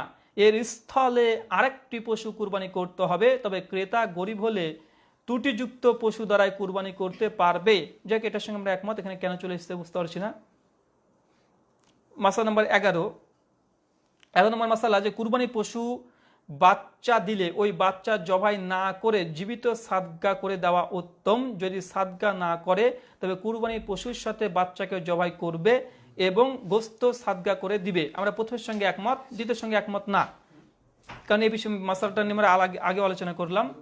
12 নম্বর মাসালা হানাফি ভাইদের, যে মৃতর পক্ষ থেকে কুরবানি করা জায়েজ, মৃতর পক্ষ থেকে কুরবানি করা জায়েজ, যেটা আমরা প্রথমে বলেছি, এটা হাদিস সহি নয়। মৃত ব্যক্তি যদি ওসিয়ত না করে থাকে, তবে সেটি নফল কুরবানি হিসেবে গণ্য হবে। তো যাই হোক, প্রথম কথা, যে মৃতর নামে খাসভাবে কোনো ভাগা কুরবানি দেওয়া বা একটা ছাগল দেওয়া, এটা বৈধ নয়। এই মর্মে যে আলী রাদিয়াল্লাহু আনহু হাদিসটা এসেছে, এটা সম্পূর্ণ যায়িফ হাদিস, আমলযোগ্য নয়। মাসলা নাম্বার 13 হানাফি ভাইদের, যে শরিক কুরবানি করলে ওজন করে গোস্ত বন্টন করতে হবে, অনুমান করে ভাগ করা জায়েজ নয়। রুদ্দুল মুক্তা 6 নম্বর খণ্ডে 317 পৃষ্ঠা, ফতোয়া কাজী খান 3য় খণ্ডে 351 পৃষ্ঠা। তাদের ফতোয়ার সঙ্গে একমত না, অর্ধেকটার সঙ্গে তারা বলছে যে কুরবানির যে মাংসটাকে 3টে ভাগ করতে হবে, এটার সঙ্গে একমত। তারপরে বলছে এটা দাড়ি দিয়ে মাপতে হবে, 19-20 হলে 19-20 করা জায়েজ নয়, এটার সঙ্গে একমত না। যে দাড়ি দিয়ে মেপে একবার হুবহু একই করতে হবে, 100 গ্রাম 200 গ্রাম কম বেশি হলে জায়েজ হবে না, এটার সঙ্গে আমরা একমত না। বরং মাংস খাওয়াবেন, এটা উদ্দেশ্য। সূরা হজ 36 নম্বর আয়াত এবং একাধিক হাদিস দ্বারা প্রমাণিত যে মাংস খাওয়াবেন। তাই দেখাচ্ছে যে কুরবানির একটা অংশ মিসকিনদের কাছে, মিসকিনের যেটা হক, ওটা দেখা যাচ্ছে টোটাল মাংস হয়েছিল আপনার 9 কেজি। এখন মিসকিনের জন্য আপনি 4 কেজি বের করেছেন, মিসকিনের জন্য 4 কেজি বের করেছেন, প্রতিবেশীর জন্য বের করেছেন 3 কেজি, তাই কত হলো? 4 3 7, নিজের জন্য 2 রেখেছেন 2 কেজি, তো এটা জায়েজ নয়। তারা বলছে এটা জায়েজ নয়, 3টে ভাগে সমান ভাগ করতে হবে, তারপরে সেই জায়গাগুলোতে পৌঁছে দিতে হবে। জি না, এখানে তাদের অর্ধেক ফতোয়ার সঙ্গে একমত, অর্ধেক সঙ্গে একমত না। কুরবানির মাংস যদি বন্টনের ক্ষেত্রে যদি 19-20 হয়ে যায়, এমনকি 18-20 হয়ে যায়, তবুও সেটা জায়েজ, এটা নাজায়েজের পক্ষে কোনো দলিল নাই। বরং কুরবানির মাংস বন্টনে একটাই সিস্টেম, খাওয়াবেন। আপনি পুরোটাই বন্টন করে দিতে পারেন, পুরোটাই দিয়ে দিতে পারেন, আপনি এখানে পারলে 10টা ভাগ করতে পারেন, কোনো সমস্যা নেই যদি আপনার প্রয়োজন হয়। আরেকটা মাসালা, আর 2টো মাসালা দিয়ে আমরা শেষ করব, নামাজের সময় আবার হয়ে আসছে। মাসালা নাম্বার 56, মাসালা নাম্বার 14, যে সামর্থ্যবান ব্যক্তি রসুল সাল্লাল্লাহু আলাইহি সাল্লামের পক্ষ থেকে কুরবানি করা উত্তম, মানে আল্লাহ রাসূলের নামে কুরবানি করা জায়েজ, তাদের ফতোয়া। এলা উসনান 17 খণ্ডের 268 পৃষ্ঠা থেকে তারা দিয়েছে।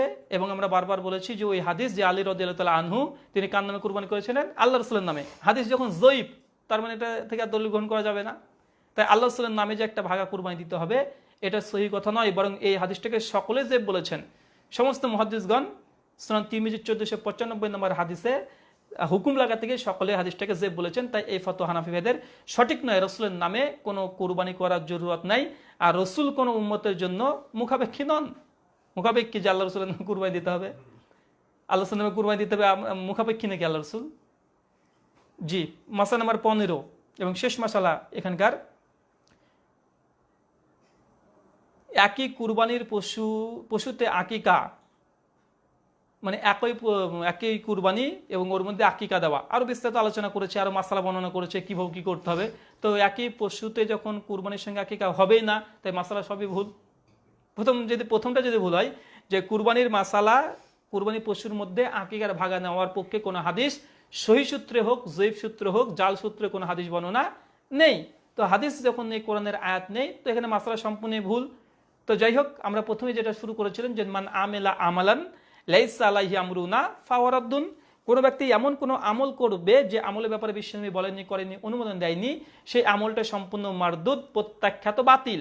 তো এই পক্ষে কোনো দলিলই নেই যে কুরবানির পশুর মধ্যে আকিকার ভাগা নেওয়া। যেহেতু দলিল নেই, আমলটা কি হবে? মারদুদ। তো এই ওসুলের ভিত্তিতে সমস্ত মাসালাগুলো যদি দেখেন যে ফতোয়া আছে, ঠিক আছে, কিন্তু পক্ষে তো দলিল নেই। তো দলিল না থাকলে অবশ্যই আমলটা মারদুদ, প্রত্যাখ্যাত, বাতিল। সে বুখারী 2697 নম্বর হাদিস, সে মুসলিম 1718, সে ইবনে মাজাহ 14 আর আবু দাউদের 4606 নম্বর হাদিস স্পষ্ট। তাই আমাদের এখানে সম্পূর্ণগুলো কভার করতে আমরা পারলাম না। তো আমরা সম্ভবত জুম্মাতে এবার আমার খুতবা এই বিষয়ে আছে, আমি বাকিটা আলোচনা করব। তো এই টোটাল আমরা 85টা মাসালা আলহামদুলিল্লাহ কমপ্লিট করতে পারলাম। প্রথম 35টা আহলে হাদিসের সহি মাসালা, 15টা হানাফিদের সহি মাসালা, পরে 15টা হানাফিদের ভুল মাসালা, টোটাল 35, 35, 70 আর 15, টোটাল 85টা। 15টা মাসালা থেকে গেল যেটা আহলে হাদিসের সঙ্গে আহলে হাদিসের মধ্যে ইখতিলাফ। তবে এখানে সংক্ষিপ্ত মানে পয়েন্ট আকারে কিছু শুধু হ্যাঁ আর নাই আমরা জবাব দিয়ে দিব, মানে যাবে কি যাবে না এগুলো বিস্তারিত আলোচনা করার দরকার হলে আমি পরবর্তী সময়তে ইনশাল্লাহ একটা আলোচনা করে দিব। কুরবানি কয়দিন? কুরবানি হচ্ছে 10, 11, 12 এই 3 দিন। আর 4 দিন আমি তাশরিক পর্যন্ত যে দলিল এসেছে মুসনাদে আহমদের হাদিস এবং মুসনাদে বাজদারি হাদিস, দুটো হাদিসই মুরসাল। মুরসাল মানে সনদ বিচ্ছিন্ন আছে। তো মুরসাল হাদিস আহলে হাদিসরা এমনি কবুল করে না, তাই আহলে হাদিসরা এই হাদিসদের দলিল গ্রহণ করা জায়েজ নয়। হানাফিতে মাসলা সঠিক আছে, কিন্তু আহলে হাদিসের মাসলা ভুল আছে। কেন? এই হাদিসটা মুরসাল, তারপর তারা হাদিসটা গ্রহণ করেছে, তাই এই হাদিসটা সঠিক নয়। বরং আব্দুল্লাহ ইবনে ওমর, আব্দুল্লাহ ইবনে আব্বাস 4 জন সাহাবী থেকে প্রমাণিত আছে যে কুরবানির চেয়ে 2 দিন। মুয়াত্তা মালিক দেখেন আর ইমাম তাহাবির আহকামুল কুরআনে কমপক্ষে 6 জন সাহাবীর কথা উল্লেখ করেছে যারা 2 দিন, মানে ঈদের দিন, তারপরের দিন, তারপরের দিন, এই টোটাল 3টে দিনকে তারা কুরবানির দিন তথা নাহারের দিন হিসেবে গণনা করেছে। ঈদের দিন 13 তারিখ পর্যন্ত কুরবানি জবাই করা এটা যঈফ, এই হাদিস সহিহ নয়, তাই আহলে হাদিসের মাসলা ভুল আছে। 7 ভাগে কুরবানি করা যাবে কি যাবে না? যে 7 ভাগে কুরবানি করা বৈধ। এই ব্যাপারে একটা অভিযোগ যে 7 ভাগে কুরবানি করা বৈধতার উপরে আহলে হাদিসের মধ্যে মানে একটু ইখতিলাফ আছে। আহলে হাদিসরা বলে যে না, এটা জায়েজ নয়, বরং এগুলি সমস্ত হাদিসগুলো সফরের জন্য খাস। সমস্ত হাদিসগুলো সফরের জন্য খাস, কিন্তু সমস্ত হাদিসগুলো সফরের জন্য খাস এই মর্মে কোনো দলিল স্পষ্ট নাই। বরং 5খানা হাদিস এমনও আছে যে এই হাদিসগুলো সফরের জন্য আল্লাহ রাসূল বলেননি, বরং আমভাবে বলেছে যে উটের 10টা আর গরুর 7টা। তারপরে আমি কয়েকটা হাদিস শুধুমাত্র বলবো যে খাসভাবে আছে। যেমন আবু দাউদ 2808 নম্বর হাদিস, যে হযরত জাবের রাদিয়াল্লাহু তাআলা তিনি বলছেন যে একটি গরু 7 জনের পক্ষ থেকে এবং একটি উট 7 জনের পক্ষ থেকে কুরবানি করা যাবে। এখানে এই হাদিসের মধ্যে ভাগার কথা এসেছে, কিন্তু কোনো সফর নেই, সফরের সঙ্গে খাস নেই। 2 নম্বর দলিল এটা আছে সহিহ মানে জামি' সাগীর, আল্লামা নাসিরুদ্দিন আলবানী তাহকিক অনুসারে 2890 নম্বর হাদিস। আলবানী হাদিসটাকে হাসান বলেছেন। এখানে আব্দুল্লাহ ইবনে মাসউদ রাদিয়াল্লাহু তাআলা আনহু হাদিস বর্ণনা করেছেন যে রাসূল সাল্লাল্লাহু আলাইহি ওয়াসাল্লাম বলেছেন কুরবানিতে একটি গরুতে 7 জনের পক্ষ থেকে এবং একটি উট 7 জনের পক্ষ থেকে যথেষ্ট হবে। এখানেও ভাগার কথা এসেছে, কিন্তু কি আসেনি? সফরের কথা আসেনি। 2টো দলিল। 3 নম্বর দলিল হুজ্জিয়া বিন আদি রাহিমাহুল্লাহ থেকে তিনি বর্ণনা করেছেন আলী রাদিয়াল্লাহু তাআলা আনহু সূত্রে বর্ণনা করে তিনি বলছেন যে তিনি বলেছেন যে 7 জন ব্যক্তি পর্যন্ত একটা গড়িতে শরিক হওয়া যাবে। আমি হুজ্জিয়া বললাম বাচ্চা ভূমিষ্ঠ হলে অর্থাৎ পেটের বাচ্চা পাওয়া গেলে তিনি বললেন বাচ্চাটিকেও এর সাথে জবাই করো। সুনান তিরমিজি 1503। এখানেও ভাগের কথা এসেছে, কিন্তু সফরের সঙ্গে খাস বা সফর কথাই হাদিসে উল্লেখ নেই। দলিল নম্বর 4 আবার আসছে হুজ্জিয়া বিন আদি রাহিমাহুল্লাহ থেকে বর্ণনা করেছেন। তিনি বলেন একদা আমি আলী রাদিয়াল্লাহু তাআলা আনহুর নিকটে ছিলাম, এমতো অবস্থায় তার নিকটে একজন লোক এসে ভাগা কুরবানি সম্পর্কে জিজ্ঞাসা করলে তিনি বলেন গরু কি হবে? তিনি বললেন 7 জনের পক্ষ থেকে গরু কুরবানি দেওয়া হবে। লোকটি বলল শিং ভাঙা গরু হলে? তিনি বললেন ওটা তোমার কোনো অসুবিধা করবে না। ইমাম মুসতাক আল হাকিম 4th খণ্ডের 225 পৃষ্ঠা, মুসনাদে আহমদের 125 এবং 152 পৃষ্ঠায়, আল্লামা নাসির আলবানী ইরওয়ালুল গলিলের 4th খণ্ডে 362 পৃষ্ঠায় হাদিসটাকে হাসান বলেছে। তো আমরা 4টে হাদিস মাত্র শুধুমাত্র পেশ করলাম, যেখানে স্পষ্ট হয়ে প্রমাণিত যেখানে ভাগার কথা এসেছে কিন্তু সফরের কথা নেই। তার মানে বোঝা গেল যে হাদিসগুলোকে সফরের সঙ্গে খাস করাটা উচিত নয়। এখানে আরেকটা যৌক্তিক দলিল হচ্ছে এটা যে ইমাম তিরমিজি যখন সুনান তিরমিজি হাদিস নাম্বার 905 অনুচ্ছেদ নাম্বার 66 কিতাবুল হাজ এর অধ্যায় যখন এই হযরত জাবেরের হাদিসটা নিয়ে এসেছেন যে কুরবানি আল্লাহ রাসূল বলে সফরে তোমরা সফর অবস্থাতে তোমরা 7 ভাগে ভাগ করো, কিন্তু ইমাম তিরমিজি কিন্তু ওখানে খাস করেন। ইমাম তিরমিজি উনি দেখেননি যে সফরের জন্য হাদিসটা খাস, যে সফর অবস্থাতে তোমরা কুরবানি 7 ভাগে ভাগ করো। কোনো মুহাদ্দিসই কিন্তু হাদিসের সফরের সঙ্গে খাস কেউ করেনি। এটা আমাদের এখনকার উলেমারা কিছু তাদের বুঝ। তো আমাদের এখানে সবচেয়ে বড় কথা হচ্ছে এটাই যে 7 ভাগে কুরবানি দেওয়াটা বৈধ, এটা অবৈধ কিছু নয়। এটা শুধু সফরের সঙ্গে খাস করা উচিত নয়। 4টে আমরা হাদিস পেশ করেছি যেখানে সফরের সঙ্গে খাস করা হয়নি। 2 নম্বর কোনো মুহাদ্দিস এইটাকে স্পষ্টভাবে সফরের জন্য খাস তারা বলেনি, তো আমরা বলবো কেন? আমরা আহলে হাদিস আমরা আমরা মুহাদ্দিসদের কথা নকল করি। আমি কমপক্ষে 15 জনের ফতোয়া শুধুমাত্র এখানে নকল করেছিলাম, সময় কম তার জন্য বলতে পারছি না। আমি এখানে আলাদা একটা গবেষণা আমার আছে যে ভাগা কুরবানি জায়েজ কি জায়েজ নয়। তো শুধু আমি মাত্র যেহেতু আহলে হাদিসদের সঙ্গে ইখতিলাফ আছে, হানাফিরা একমত, শুধুমাত্র আহলে হাদিসরা দ্বিমত করেছে, কিছু কিছু আহলে হাদিস, সমস্ত আহলে হাদিস নয়। তো এখানে প্রথম ফতোয়া ইমাম কুদামা রাহিমাহুল্লাহ 620 হিজরিতে মৃত্যু। তিনি আল মুগনিতে 13 খণ্ডে 363 পৃষ্ঠাতে মাসালা নাম্বার 1750 তিনি বলেছেন 7 ভাগে কুরবানি নেওয়া এটা বৈধ, এটা মুকিং অবস্থাতেও বৈধ, এটা তারও ফতোয়া। 2 নম্বর ইমাম হচ্ছে ইমাম নাওয়াবী রাহিমাহুল্লাহ, মৃত্যুবরণ করে 676 হিজরিতে। তার শারহুল মুহাজ্জাব 8ম খণ্ডে 371 পৃষ্ঠায় তিনিও বলেছেন 7 ভাগা কুরবানি জায়েজ। 3 নম্বর ফতোয়া যেটা ভারতবর্ষের বিখ্যাত একজন আলেম দ্বীন আহলে হাদিসের নবাব সিদ্দিক হাসান খান ভূপালী রাহিমাহুল্লাহ মৃত্যুবরণ করে 1307 হিজরিতে, ইংরেজি খ্রিস্টাব্দ 1890। তিনি স্পষ্টভাবে বলেছেন যে না এটা জায়েজ, তিনি জায়েজের পক্ষে। শেখ সালেহ আল উসাইমিন, আল্লামা নাসিরউদ্দিন আলবানী, শেখ সালেহ আল ফওজান তারা সকলে বলেছে যে না 7 ভাগা কুরবানি দেওয়া জায়েজ মুকিং অবস্থাতেও। সফরের সঙ্গে কোনো মুহাদ্দিস এগুলোকে তিনি খাসভাবে করেননি, তাই সফর বলেই ভাগা কুরবানিকে নাজেজ বলা বা সুন্নাহ বিরোধী বলা এটা সঠিক নয়। তবে আমরা এই কথা বলি যে একজন ব্যক্তি একটা গোটা পশু জবাই করবে এটাই উত্তম, এটা কেউ দ্বিমত করেনি। কিন্তু প্রশ্ন এটাই যে ভাগা কুরবানি জায়েজ কি না জায়েজ, আমরা বলছি জায়েজ। তার জন্য আমরা আমভাবে দলিল দেখালাম যেসব হাদিসে কিসের কথা নেই, সফরের অবস্থার কথা নেই। আমভাবে বলেছে আল্লাহ রাসূল যে তোমরা উটে 7 ভাগে ভাগ করো, গরুকে 7 ভাগে ভাগ করো। অন্য হাদিসে 10 ভাগে উটের কথা আছে। তাই সার্বিকভাবে এই কথায় প্রমাণিত 7 ভাগা কুরবানি করা বৈধ, তবে একটা মানুষ একটা গোটা কুরবানি দিবে এটাই সর্বোত্তম।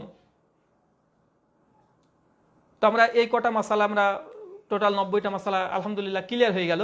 আর এই বিষয়গুলো নিয়ে যে ইখতিলাফগুলো থাকলো এগুলো নিয়ে ইনশাল্লাহ এক একটা মাসালা পরে 1 ঘন্টা করে আলোচনার জরুরত। এগুলো সংক্ষিপ্ত হবে না।